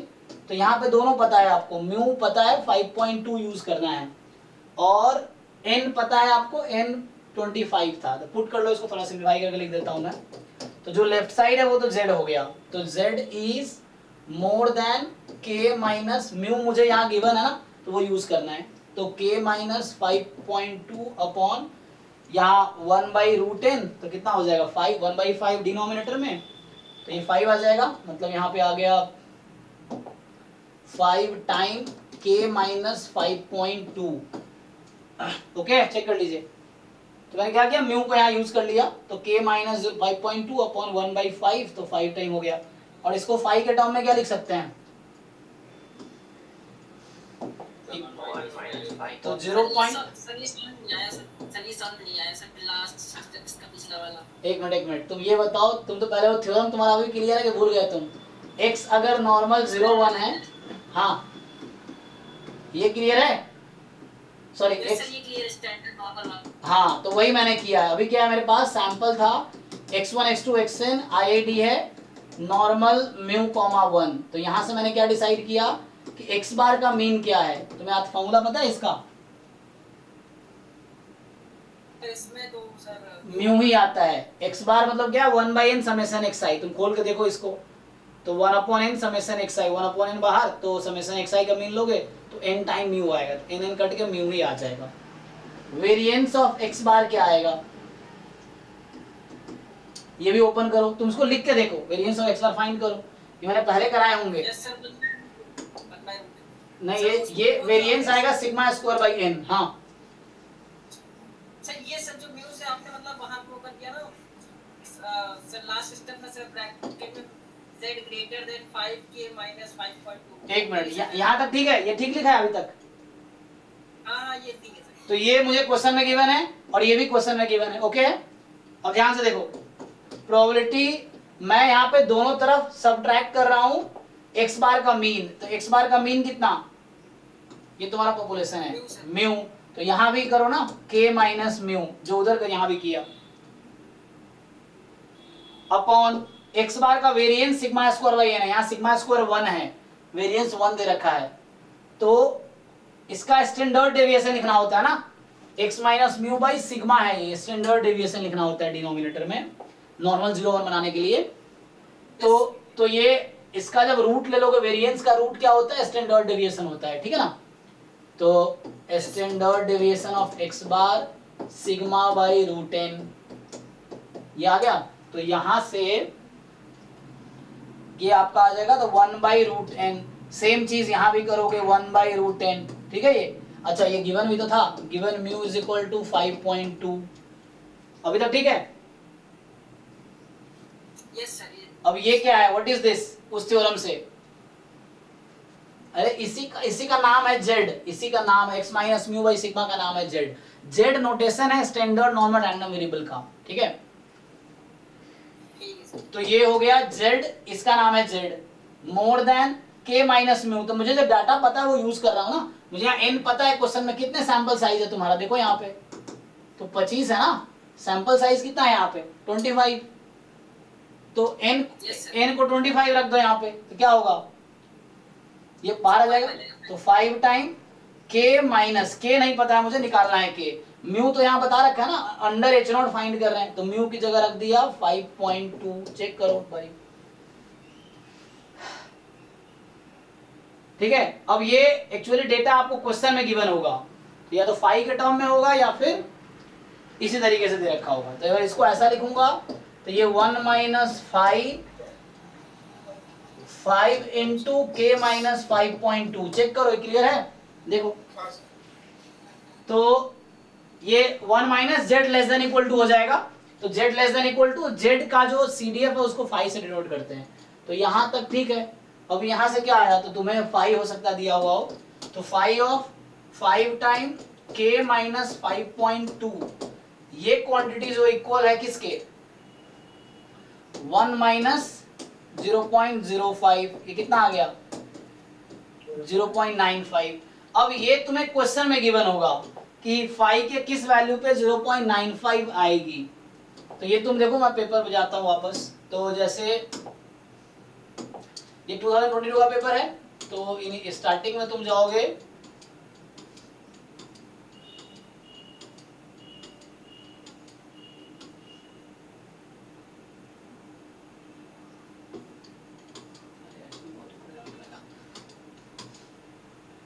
तो फर्स्ट पेज पे लिखा होगा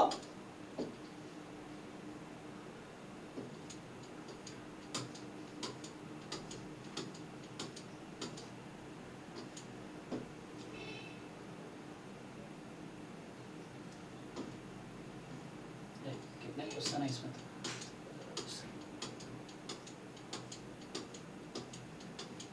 Phi of 1.645 equal to 0.95. हाँ, इसी पेपर में दे रखा है ना, देखो। तो ये है आपका डेटा, देखो यहाँ पे तो क्या लिखा है, फाई ऑफ 1.6450, ये क्वेश्चन के इंट्रोडक्शन पे जो पहला पेज है इंफॉर्मेशनल उसमें दे रखा है। तो 1.645 इज 0.95, तो यहाँ से यूज करना है आपको डेटा। तो ये 5 टाइम क्वेश्चन बोल रखा है कि इसकी वैल्यू है 1. तो 5 टाइम k माइनस 5.2, ये वैल्यू जो है उसके जगह पे क्वेश्चन में है 1.645।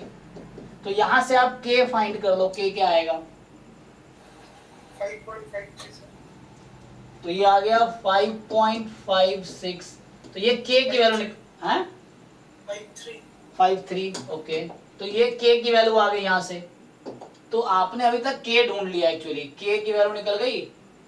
तो अभी हमने k की वैल्यू फाइंड की। मुझे पूछा था इसमें टाइप 2 एड की प्रोबेबिलिटी, तो ये जो मुझे दे रखा था इंफॉर्मेशन कि size of test is this, तो मैं वही यूज किया, probability of type 1 error, probability of rejecting H0 when H0 is true. तो यहाँ से आपके पास ये जो था, इसको x बार से पहले हमने z बनाए स्टैंडर्ड नॉर्मल, फिर उससे स्टैंडर्ड नॉर्मल जो इधर किया, यहाँ भी कैलकुलेशन सेम होगा। तो ये 5 में आ गया, और ये मुझे क्वेश्चन में दे रखा है कि ये जो वैल्यू 0.955 में इस नंबर पे आती है ना, क्वेश्चन में था ना कि फाई ऑफ 1.645 इज 0.95, तो मतलब ये जो नंबर है 1.645 इक्वल है, यहाँ से आ गया। अब चाहिए मुझे प्रोबेबिलिटी ऑफ टाइप 2 एरर, तो मुझे क्या चाहिए, प्रोबेबिलिटी ऑफ टाइप 2 एरर,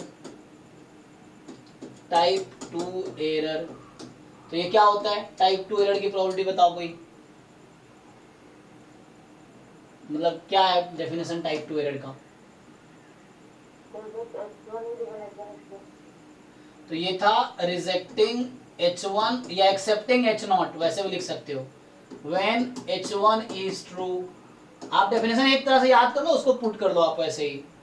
सो यहाँ से जब आप पुट करोगे तो क्या आएगा, देखो। सो प्रोबेबिलिटी, यहाँ रिजेक्टिंग H0 ना, सो रिजेक्टिंग H1 है, तो रिजेक्टिंग H0 के लिए कंडीशन था x bar more than k, तो इसका मतलब ये समझ लो एक्सेप्टिंग H0 है ना, रिजेक्टिंग H0 तो एक्सेप्टिंग H0। तो H0 को एक्सेप्ट करने के लिए क्या लेंगे critical region, x bar less than k। हाँ, तो यहाँ हो जाएगा x bar less than equal to k। किसी को डाउट है तो पूछ सकते हो। देखो यहाँ पे हमें दे रखा है reject H0 when x bar more than k, तो यहाँ मैं बोल रहा हूँ रिजेक्ट H1 मतलब एक्सेप्ट H0, कॉम्प्लीमेंट है वो। तो यहाँ से आ जाएगा रिजेक्ट H0 मतलब H1 मतलब एक्सेप्ट H0। एक्सेप्ट H0 कब होगा, तो ये रिजेक्ट H0 के लिए ये था, तो एक्सेप्ट के लिए उसका कॉम्प्लीमेंट, तो x bar less than equal to k given H1 is true, definition H1 is true. तो H1 में म्यू की वैल्यू कितनी है, 5.6, ठीक है ना। तो ये म्यू इज इक्वल टू 5.6। जैसे अभी तो म्यू पर्टिकुलर दे दिया तो इजी है कैलकुलेट करना, अगर बोलता म्यू मोर देन 5.6 तब यहाँ म्यू पे डिपेंड करेगा, क्योंकि वो तो नंबर तुम फिक्स कर नहीं पाओगे, तो अगर कंपोजिट हो तो वहाँ दिक्कत आती है, तो वो करेंगे सॉल्व इस तरह क्वेश्चन। देखो so x bar less than equal to k, अब सेम प्रोसेस दोहराओ, k तो पता है मुझे, अब सेम तरीके से ये कैलकुलेट होगा। देखो यहाँ से आगे कर रहा हूँ मैं। सो प्रोबेबिलिटी x बार माइनस इसका म्यू अपॉन 1/√10, जो वहाँ किया वैसे ही सेम कैलकुलेशन यहाँ भी, अब जैसे वहाँ पे किया वैसे यहाँ भी करेंगे, z बनाना है मुझे, less than equal to k minus mu upon 1/√10, n put कर दो 25, तो ये 1/5 हो जाएगा गिवन। अब म्यू को यूज करना ये वैल्यू 5.6 वाली, क्योंकि इसमें डेफिनेशन में है। सो प्रोबेबिलिटी ये z हो गई लेस देन इक्वल टू, यहाँ ये हो जाएगा तुम्हारा 5, ठीक है ना, 1/√10 वाली। k तुम्हारा था यहाँ पे 5.53 माइनस म्यू, म्यू यहाँ यूज करो 5.6, ठीक है जी, देख लो कैलकुलेशन सही किया हो तो मैंने म्यू यूज कर लिया तो काम खत्म हो गया। ये z बना और यहाँ पे ये n को 525 रखा, तो ये बन गया k माइनस दिस, कितना आ गया, probability capital Z less than equal to, simplify करो इसको,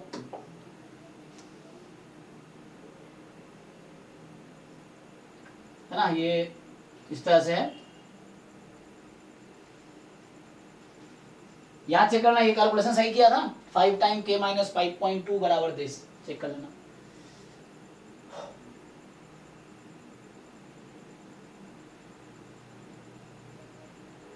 इसका बताओ वैल्यू, इसकी वैल्यू बताओ। माइनस 0.35 बस, ओके। तो ठीक है ना, तो ये कहीं ना कहीं ऐसा हो गया 5 of minus 0.35 which is 1 minus 5 of 0.35। फिर से जो 5 की जरूरत है वो क्वेश्चन में लिखा होगा। चलो चेक करते हैं, है ना, आपने अगर सही कैलकुलेशन किए होंगे जो जरूरत है वो गिवन होगा क्वेश्चन में। तो 0.6387 है ना ये, हाँ। सो यहाँ पे 0.35 है ना, सो ये आपका पास यहाँ ये 0.6387, तो यही आया होगा वहां पे 6387, तो ये आएगा 1 माइनस 0.6387 और ये सब्ट्रैक्ट कर लीजिए।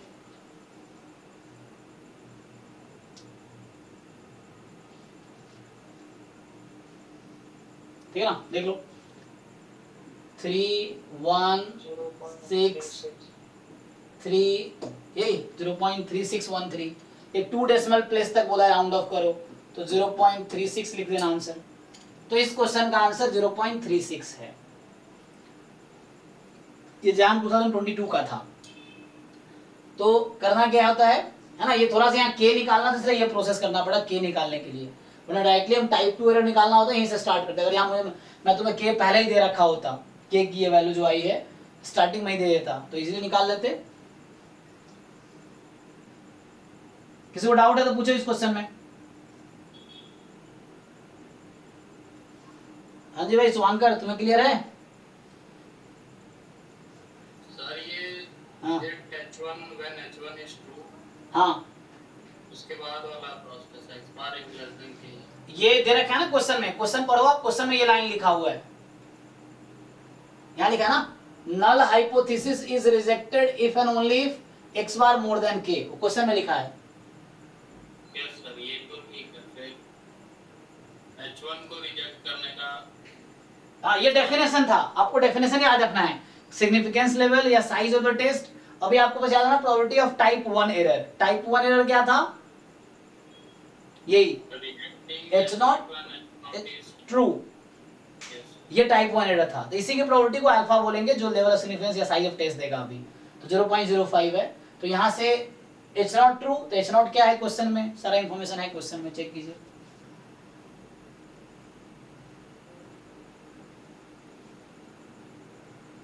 सर मैं ये इधर वाला पूछ रहा हूँ, टाइप 2 एरर। इधर हाँ बताओ, इसमें क्या लिखा? टाइप 2 एरर का डेफिनेशन क्लियर है? Sir rejecting H1 when H1 is true। हाँ, rejecting H1 when H1 is true। तो रिजेक्टिंग H1, तो मैं H0 को रिजेक्ट करने के लिए एक कंडीशन है, तो H1 को रिजेक्ट करने के लिए क्या होगा? उल्टा,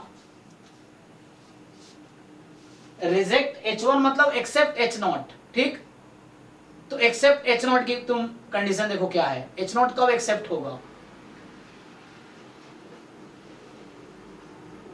तो पता ना, दो हाइपोथेसिस है, एक H0 है और एक H1 है, ठीक है ना। ये क्या है एक्चुअली, दो अलग अलग स्टेटमेंट है, एक दूसरे का अपोजिट, या तो वो होगा या वो होगा, ऐसा कहने का समझ समझो। सो टू स्टेटमेंट है, H0 मतलब म्यू 5.2 है, H1 म्यू 5.6 है। अब मुझे टेस्ट करना है इसको, तो टेस्टिंग की कंडीशन ये है कि हम H0 को रिजेक्ट कर देंगे अगर x बार k से ज्यादा हुआ, ठीक। अब ये k क्या है, तो डिपेंड करता है लेवल ऑफ सिग्निफिकेंस पे, मतलब टाइप 1 एरर की प्रोबेबिलिटी 5% है, ये बता रखा है क्वेश्चन में कि टाइप 1 कॉम्प्लीमेंट है, मतलब एक दूसरे का। यस यस, हाँ कॉम्प्लीमेंट है एक दूसरे का। तो H0 H1 कॉम्प्लीमेंट हो गया दूसरे का। रिजेक्ट H1 था मतलब एक्सेप्ट H0। एक्सेप्ट H0 कब होगा, जब इसका कॉम्प्लीमेंट हो जाएगा, क्योंकि रिजेक्ट H0 का ये कंडीशन है। तो कॉम्प्लीमेंट ले लेंगे, तो इसका कॉम्प्लीमेंट ले लेंगे, तो ये आ गया। और किसी को कुछ डाउट है देख लो। अभी 2-3 और क्वेश्चन करते, टाइम है ना, अभी टाइम भी खत्म हो रहा है। देखो 1-2 और क्वेश्चन इस पे करते हैं, तो हम लोग type 1 error type 2 error check कर रहे हैं। देखो अभी ये क्वेश्चन देखो, तो ये तो अभी किया ना हमने, ये वाला किया आगे, तो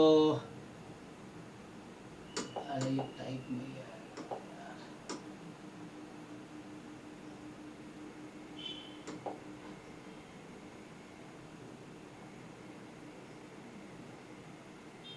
कुछ भी नहीं, कोई भी क्वेश्चन ट्रेस कर लेगा।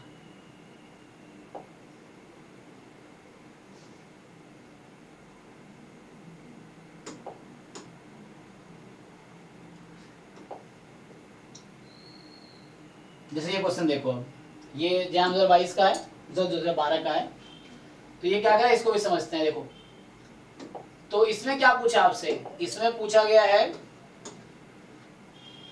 मतलब टाइप 1 और टाइप 2 वाला क्वेश्चन बहुत इजी होते हैं और ऑलमोस्ट हर साल एक क्वेश्चन एग्जाम में आता ही है।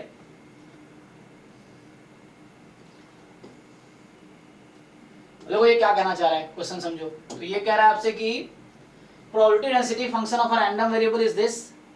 अब यहाँ पे सिंगल रैंडम वेरिएबल है, पिछला क्वेश्चन जो कर रहे थे वहां 25 सैंपल साइज 25 था, यहाँ सैंपल साइज 1 ही है, just single random variable question है। सो एक क्लियर प्रोबेबिलिटी दिस पीडीएफ रखा है आपको कि इसका पीडीएफ ये है, exponential with mean lambda.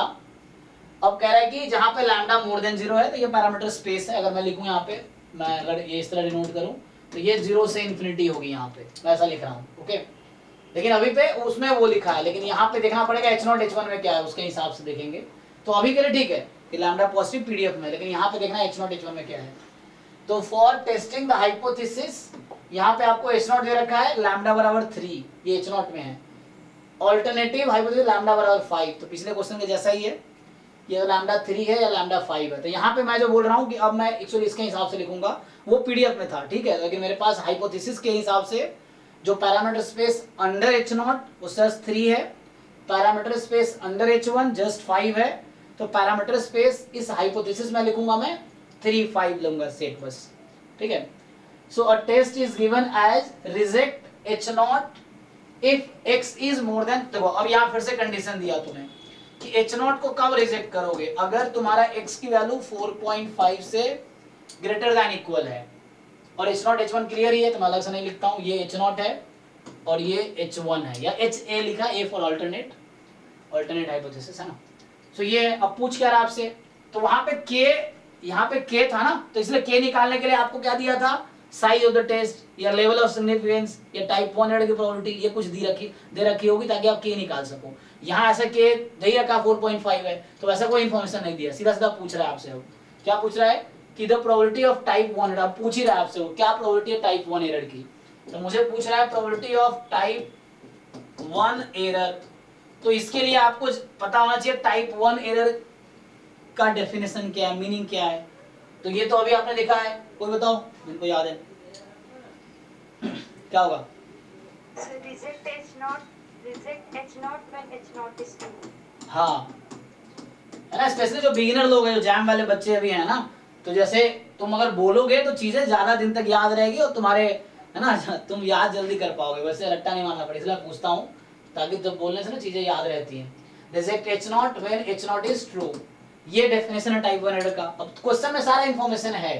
Reject h0 के लिए क्वेश्चन में कंडीशन दे रखा है कि x more than equal to 4.5 given h0 is true, तो मुझे लैम्डा ये कंसीडर करना है, लैम्डा बराबर 3। अब क्या ये प्रोबेबिलिटी आप लोग निकाल सकते हो, देखो तो हमें क्या करना है कि इस पीडीएफ में लैम्डा को 3 रखना है। तो मतलब अभी जो मेरा पीडीएफ है इस केस में यहाँ पे, तो मेरा पीडीएफ अब ये है, लैम्डा को मैं 3 रख दूंगा, तो 1/3 e की power x/3 x more than 0। तो अब तुम्हें क्या करना, लैम्डा 3 रखना, तो ये पीडीएफ आ गया, उसमें 4.5 से ज्यादा होने की प्रोबेबिलिटी। तो मतलब ऐसा इधर डायरेक्टली मुझे आंसर पता है, तुम लोगों को पता है ना। सो प्रोबेबिलिटी यहाँ से जो CDF आएगी x less than equal to x, इस वाले पीडीएफ में जो आएगी वो आएगी 1 माइनस e की power x by lambda, and probability x more then x आएगी जस्ट e की power minus x by lambda, ये आती है ना। तो मतलब फॉर्मूला है इस पीडीएफ के लिए, बता दो ये जो पीडीएफ है इसके लिए। यहाँ से डायरेक्टली आंसर लिख दूं, x more than equal to 4.5, तो x more than equal to 4.5 है e की power minus x by lambda, तो x की जगह क्या है तुम्हारा 4.5, दिया जाएगा e की पावर माइनस 4.5 अपॉन लैम्डा की जगह क्या रखना है 3, इसको जरा कैलकुलेट करो डेसिमल में, कोई देखो किसके इक्वल आता है कैलकुलेटर से, e की पावर माइनस 4.5/3। और जिनको डाउट आ रहा है वो भी पूछो कहाँ डाउट आ रहा है। सर इसको 1 माइनस x लेस देन वैसे भी तो इंटीग्रेट कर सकते हैं ना। हाँ 4.5 से इन्फिनिटी में अभी भी इंटीग्रेट कर सकते हो आप, या कॉम्प्लीमेंट लेके 0 से 4.5 इंटीग्रेट कर लो,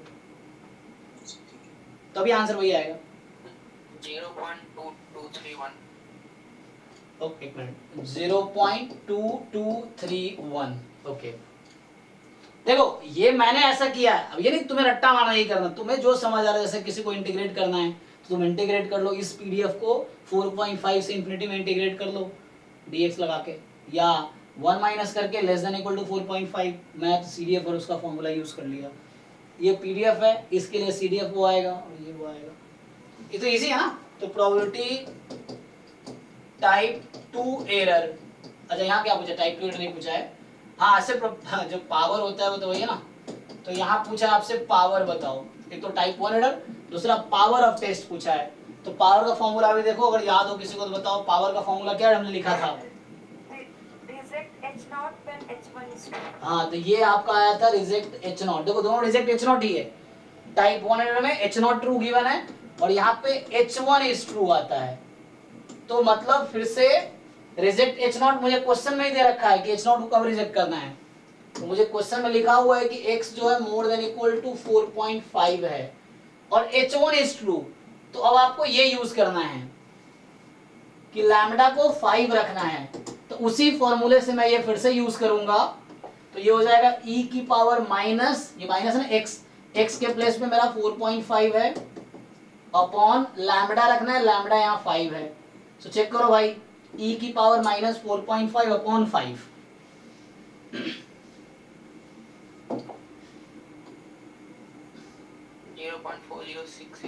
देखो 2231 आया था ये, 0.4065 चेक कर लो भाई, मतलब अप्रोक्स 66 आ जाएगा। ओके ठीक है। हाँ तो यहाँ पे देखो कौन सा ऑप्शन मैच कर रहा है, डी वाला, ये मैच कर रहा है। अब किसी को डाउट है तो बताओ, ये जैम का ही क्वेश्चन है ना, तो जस्ट डेफिनेशन बेस्ड क्वेश्चन है। तो चलो ये कंडीशन जो गिवन है ना, जस्ट यूज करना है, यहाँ पे पैरामीटर अननोन है ना, तो एक फाइंड करने के लिए लैम्डा 3 रखना था, एक में 5 रखना था, तो उससे आ गया। और आप चेक करोगे जैसे 22% आया, ये 40% आया, इस तरीके से। तो पावर इसका 40% है और जो लेवल ऑफ टाइप 1 एरर की प्रोबेबिलिटी कितनी है, 22% है, बहुत ज्यादा है ना। तो क्या होता है, हम H0 को रिजेक्ट कब करते हैं, जब P लेस देन, मतलब लेस देन 0.05 ना, 5% से कम होना चाहिए। तो ये हालांकि 5% 10% तक अलाउड रहता है, कितने तक अलाउड, तो ये ज्यादा ही हो गया। तो यहाँ पे we will fail to reject H0 actually इस केस में। एनीवे तो वो एप्लीकेशन नहीं देखना अभी आपको, वो जो बता रहा हूँ एप्लीकेशन है, वो जाके है ना, जो जब डेटा उठा लोगे तो उसमें देखना होता है कि वैल्यू जो टाइप 1 एरर की प्रोबेबिलिटी जनरली 5-10% से कम ही होनी चाहिए। इनफैक्ट पी वैल्यू जो होती है इससे कम ही आएगी, तो पी वैल्यू 5% से कम होती है। पी वैल्यू आगे डिफाइन करूंगा, तो उसके बेसिस पे हम डिसाइड करते हैं कि उस H0 को रिजेक्ट करना है या H0 को एक्सेप्ट करना है, इस तरीके से जो प्रैक्टिकल प्रॉब्लम्स होती हैं उसमें।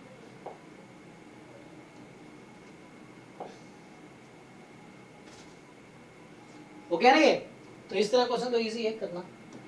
अभी किसी को अभी भी डाउट है तो क्वेश्चन पूछो, क्योंकि जो भी टाइप 1 एंड टाइप 2 एरर को तुम क्वेश्चन ट्राई कर सकते हो। ऐसे प्रैक्टिस कर मैं बता दूं, तुम्हें अगर करना हो तो ये इस तरह के बहुत सारे क्वेश्चन प्रसन्ना साहू वाले बुक में ना, ये बहुत ठीक से लिखा है इस चैप्टर को, तुम देख सकते हो, मतलब बेसिक्स स्पेशल समझने के लिए। तो उसमें बहुत सारे एग्जांपल्स करके दे रखा है तुम्हारे लिए, तुम चेक कर सकते हो, है ना। इसमें पेज नंबर 541 पे जो प्रसन्ना साहू वाली बुक है, उसमें कुछ बहुत सारे एग्जांपल्स दे रखे, तुम वहाँ ट्राई करोगे सीखने को मिलेगा ये। अदरवाइज जिनको आइडिया है ठीक है। सो और एक दो क्वेश्चन देख लो, जैसे है मतलब टाइप 1 टाइप 2 एरर तो बहुत इजी कॉन्सेप्ट है ऐसे। कहाँ फंस गया, अरे भाई देखो जैसे ये क्वेश्चन है, अब यहाँ प्रॉब्लम क्या है, कर तो यहाँ भी सकते हैं, लेकिन यहाँ पे देखो, यहाँ पे क्या हो रहा है कि टेस्टिंग क्या है, H0 H1 क्या है यहाँ पे, suppose the x is a random variable with probability this H0 है P half P not half। अच्छा तो रिजेक्ट H, जैसे यही क्वेश्चन है, इसको ट्राई करके देखते हैं। देखो ये आई थिंक मुझे लग रहा है गेट उट का है, गेट जैम का तो नहीं पता नहीं, हाँ गेट का है, गेट 2013 में आया हुआ है। तो पहले है ना गेट मैथमेटिक्स में स्टैट से क्वेश्चन आते थे, तो उसी का है ये। तो जरा इसको ट्राई करके देखते हैं। तो गेट 2013 में आया था, क्योंकि अब जब से अलग हो गया 2019 से, तो अब गेट मैथमेटिक्स में स्टैट से क्वेश्चन नहीं आते, लेकिन तब कंबाइंड नहीं था। जैसे मान लो अभी नेट का जैसे पेपर कंबाइंड है अभी, मैथ्स स्टैट सबके बारे में, तो वैसे आ रहा है। तो इसमें जरा चेक करो क्या होगा। तो ये क्या बोलना चाह रहा है, देखो ये कह रहा है कि जो H0 है वो है P की वैल्यू हाफ होगी, H1 है कि P हाफ नहीं होगी, ठीक है। तो ऑल्टरनेटिव हाउस से P हाफ नहीं होगी, तो ये कंपोजिट हो गया। अब PH1 तो बोल रहा है कि द टाइप 1 एरर की प्रोबेबिलिटी बताओ। तो प्रोबेबिलिटी पूछ रहा है, लिखा नहीं है, तो प्रोबेबिलिटी पूछ रहा है टाइप 1 एरर का। फिर से आपको पता है कि टाइप 1 एरर की प्रोबेबिलिटी, तो probability of rejecting H0 when H0 is true. तो यहां से आ गया प्रोबेबिलिटी। अब देखो क्वेश्चन में लिखा होगा कि कब रिजेक्ट करना है H0 को। तो रिजेक्ट कब करेंगे H0 को, अगर x या तो less than equal to a हो या more than equal to b हो, जहां a लेस देन b है। मतलब मान लो नंबर लाइन पे मैं अगर ये नंबर लिख के देखूं, तो जैसे ये a है और ये b है, तो या तो x लेस देन a हो जाए या x b से ज्यादा हो जाए, तब हम रिजेक्ट कर देंगे H0 को। तो यहाँ पे रिजेक्ट H0 है, तो इसका मतलब हो गया कि x less than equal to a और x more than equal to b, है ना। गिवन H0 इज ट्रू, तो H0 ट्रू कब है, जब p की वैल्यू मुझे हाफ लेनी है और x का यहाँ सिंगल सैंपल साइज, देखो ना सैंपल साइज एक ही है, मतलब एक ही रैंडम वेरिएबल है, और डिस्ट्रीब्यूशन क्या है q की पावर x इंटू p वाला ज्योमेट्रिक, तो यूज कर लो इसको।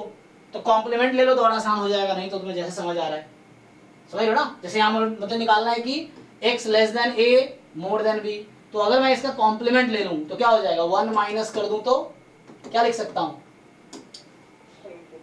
हाँ। तो प्रोबेबिलिटी x की a से b में निकाल लेते हैं जब p हाफ है। अब a से b में जब प्रोबेबिलिटी p हाफ है, तो यहाँ पे क्या होगा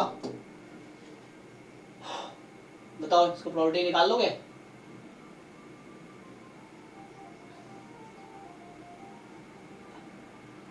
या वैसे तो हाँ वैसे ही ब्रेक कर लेते हैं, probability of x less than equal to a plus probability of, दोनों डिसजॉइंट सेट है तो ऐसे भी कर सकते हो, तो भी कोई दिक्कत नहीं है। डिसजॉइंट सेट है ना, क्योंकि अलग अलग है, तो x more than equal to b given p is equal to half. ये तुम्हें ज्योमेट्री का सीढ़ी बताया था ना मैंने, क्या आता है डिराइव करके, देख के बताओ ज्योमेट्री का कितना, 1 माइनस q की पावर n, 1 माइनस q की पावर n। तो यहाँ पे जो भी a है ना, तो 1 माइनस q होल पावर या सिर्फ q की, तो 1 माइनस q हाँ। की पावर 3, तो होल नहीं है, जस्ट q की पावर वो था नंबर जो है ना, चेक कर लो।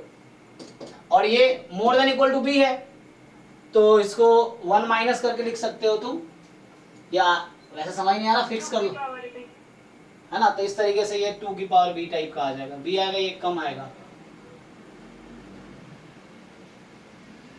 तो q कितना, p हमारे पास हाफ है, p हमारे पास हाफ है, तो q की वैल्यू भी हाफ ही होगी, मतलब q इज 1 माइनस p ना। तो इस तरह से नहीं तो डिराइव कर सकते हो तुम चाहो तो a और b कुछ वैल्यू अज्यूम कर लो। ऐसे प्रॉब्लम हो रहा हो ना, मान लो a b में दिक्कत हो तो क्या करो, a b कुछ फिक्स कर लो। मान लो जैसे a को मैंने ले लिया 2, b को ले लिया 3, अब उससे कैलकुलेट कर लो, फिर देख लो ऑप्शन में कौन सा कोइंसाइड करेगा, वो भी कर सकते हो तुम। तो कितना आ जाएगा ये 2 की, मतलब ये आ जाएगा तुम्हारे पास 2 की पावर नहीं, 2 की पावर नहीं 1/2 ना, q है ना, q की पावर b बोल रहे हो, ठीक है। तो यहाँ से जो है तुम्हारे पास है 1 माइनस और q तुम्हारा हाफ है, तो 2 की पावर माइनस a, ये 1/2 रख दो, तो ये बोलना चाह रहा हूँ। सो 1/2 की पावर a प्लस 1/2 की पावर b, तो यहाँ कितना आ जाएगा 1 माइनस 2 की पावर माइनस a प्लस 2 की पावर माइनस b। इस तरीके से देख लो, देखो इससे मैं बोल रहा हूँ a b जब कोई वेरिएबल क्वेश्चन में हो, ऑप्शन में भी हो, कोई नंबर पुट करके इजीली निकाला जा सकता है। जैसे मैं अगर चाहूँ तो है ना, मैंने कहा एक्स ए को मैं अभी पुट कर लूँ अपनी मर्जी से, मान लो 2 रख दिया, बी को मैंने 3 रख लिया इस तरीके से, तो मुझे अब चाहिए x less than equal to 2, जैसे यहाँ पे plus probability x more than equal to 3, यही चाहिए ना। तो इस तरीके से गिवन पी, ये गिवन बस ये कि पी क्या यूज करना है, ये जो पैरामीटर अननोन है यहाँ पे वो क्या यूज करना है, तो उसके लिए आपको दे रखा है कि पी को आप हाफ रखना, तो बाकी ये तो निकाल ही सकते हैं। तो यहाँ पे क्या आ जाएगा, x बराबर 0 प्लस 1 प्लस 2, ये हो गया, plus more than equal to वो कर लो, कंबाइन कर लो, तो 1 माइनस भी कर सकते हो, है ना। तो इसको तुम अगर चाहो तो 1 माइनस करके वेरीफाई कर लो, ये x less than equal to 2 है, ये 1 माइनस प्रोबेबिलिटी क्या आ जाएगी 3 से ज्यादा है ना, तो लेस देन इक्वल टू तो ये भी आ जाएगी, अच्छा तो 1 ही आ जाएगा। तो चेक कर लो इस वैल्यू के लिए 1 आंसर कौन सा देगा, which one will give you answer 1 for this data, ठीक है ना। तो एक बार चेक करो, मैं ये बोल रहा हूँ जैसे मैंने क्या किया, ए को 2 रखा, बी को 3 रखा, ये क्वांटिटी मैंने फाइंड की, यही वाली क्वांटिटी फाइंड कर रहा हूँ, तुम लोगों जो बताया वो नहीं देखा मैंने, मैं भी ये फाइंड कर रहा हूँ अलग से, तो हमने देखा ये 1 आंसर दे रहा है, तो ए को 2 और बी को 3 रखने पे कौन सा ऑप्शन 1 के इक्वल देगा आंसर, मुझे देख लो, जो नहीं देखो तो पक्का आउट हो जाएगा।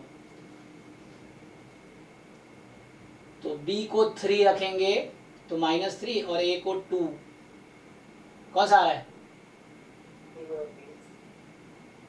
2 ऑप्शन मैच कर रहा है, तो फिर कुछ नया डाटा लेना पड़ेगा। फिर अभी अगर ऐसा हो रहा है तो अगर 2 मान लो अभी ऐसा उसमें एग्जांपल लिया, 2 वैल्यू मैच कर गए, इन दोनों करेक्ट है, फिर मुझे नया एक नंबर लेना पड़ेगा फिर, फॉर एग्जांपल है ना, फिर ए को जैसे मैं अगर रख लूँ 1 और बी को रख लूँ 4, ऐसा कर लो, अब उसके लिए ट्राई कर लो, तो ये कर सकते हैं, बट फाइंड करना पड़ेगा, सिर्फ फाइंड करके देखो।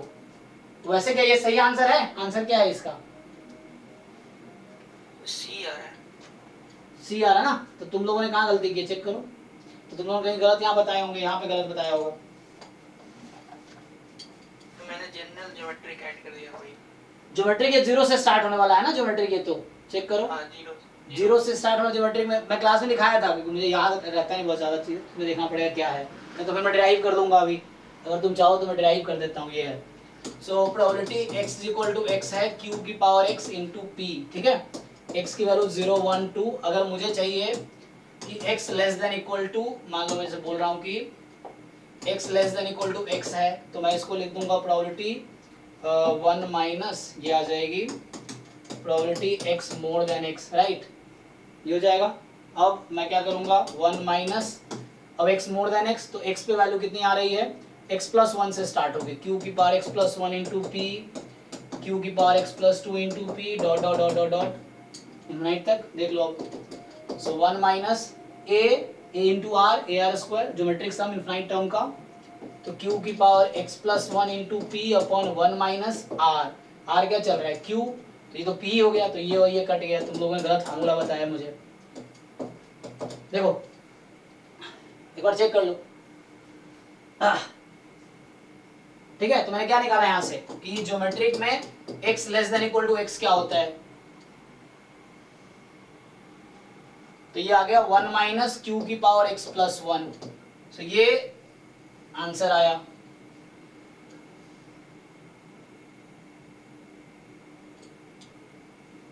ओके है, देख लो, तो अब यूज करो इसको ठीक से, तुम गलत बताए थे कि x प्लस 1 है, तो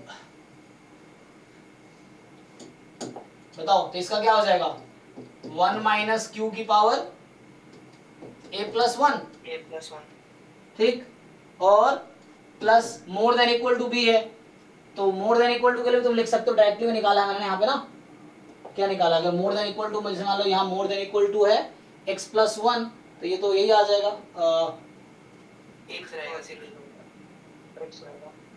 ठीक है। तो मतलब ये तुम चेक करो, मैं बोल रहा हूँ, मतलब डिराइव कर सकते हो, लेकिन याद रखोगे आसान है, मैं डिराइव कर रहा हूँ, तो यहाँ क्या लिखूंगा q की पावर x, तो ये जस्ट तुम्हारा b आ जाएगा। अब q हाफ है तो 1 माइनस है ना 2 की पावर माइनस a माइनस 1 और प्लस 2 की पावर माइनस b, चेक करो तो जनरल आ गया। तो यहाँ ये फॉर्मूला तुम्हें, जैसे अभी मुझे याद नहीं था तो मैंने डिराइव किया, आपको याद रखना है ये चीजें,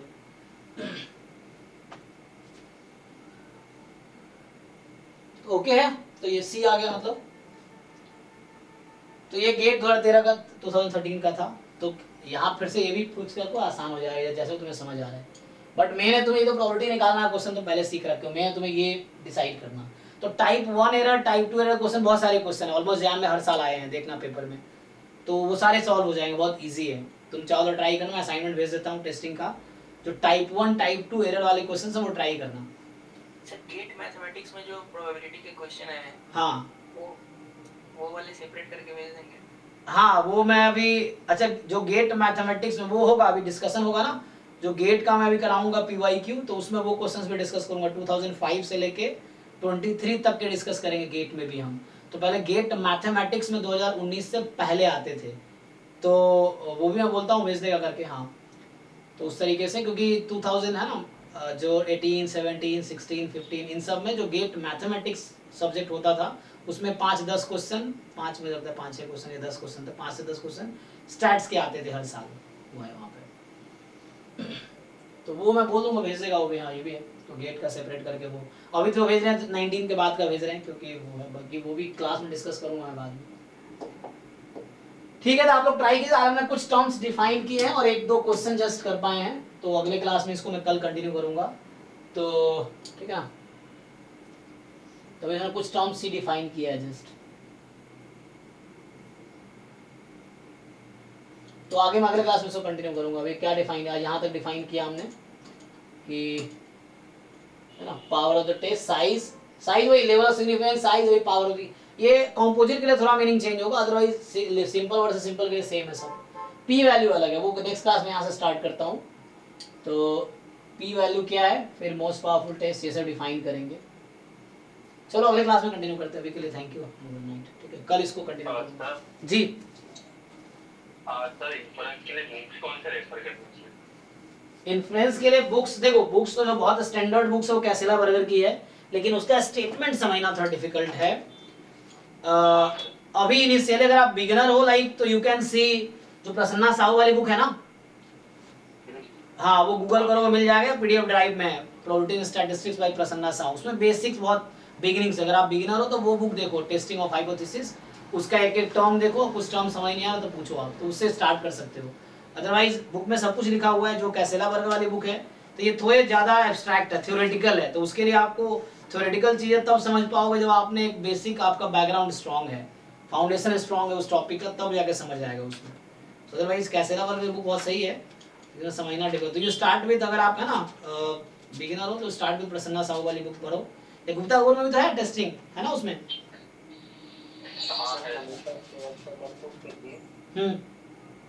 नमिता श्रीवास्तव वाली, कौन सी वाली, नहीं समझे।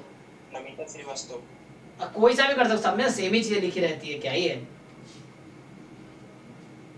मतलब बस क्वेश्चन के लिए सर, मतलब हाँ ट्राई कर सकते हो। ये लोग पहले स्टार्ट करते हैं, ये कैसेला बर्गर ने स्टार्ट किया है सीधा लाइक्लीहुड रेशियो टेस्ट से, ताकि पहले क्रिटिकल डिसीजन निकालना सीख लो, उसके बाद कौन से चैप्टर उसमें। एक मिनट, प्रसन्ना साहू वाली बुक में चैप्टर नंबर 18 है, ठीक है। वीके रोहतगी में चैप्टर नंबर 11 है, आई थिंक वीके रोहतगी में चैप्टर नंबर है 9, सॉरी वीके रोहतगी वाले बुक का चैप्टर नंबर 9 है, ये प्रसन्ना साहू में चैप्टर नंबर 11 है, 18 है। इसमें जो कैसेला बर्गर की बुक है उसमें चैप्टर नंबर 8 है, इस तरह से है, बट सब में सेम ही चीज लिखी है, लिखने का वे थोड़ा अलग है, तो उसमें इजी लैंग्वेज है प्रसन्ना साहू वाले बुक में। बिगिनर्स के लिए, जो लोग MSc कर रहे हैं वो कैसेला बर्गर देख सकते हैं, वीके रोहतगी से भी देख सकते हैं, वो है। ठीक है, इसको नेक्स्ट क्लास में कंटिन्यू करता हूँ ना।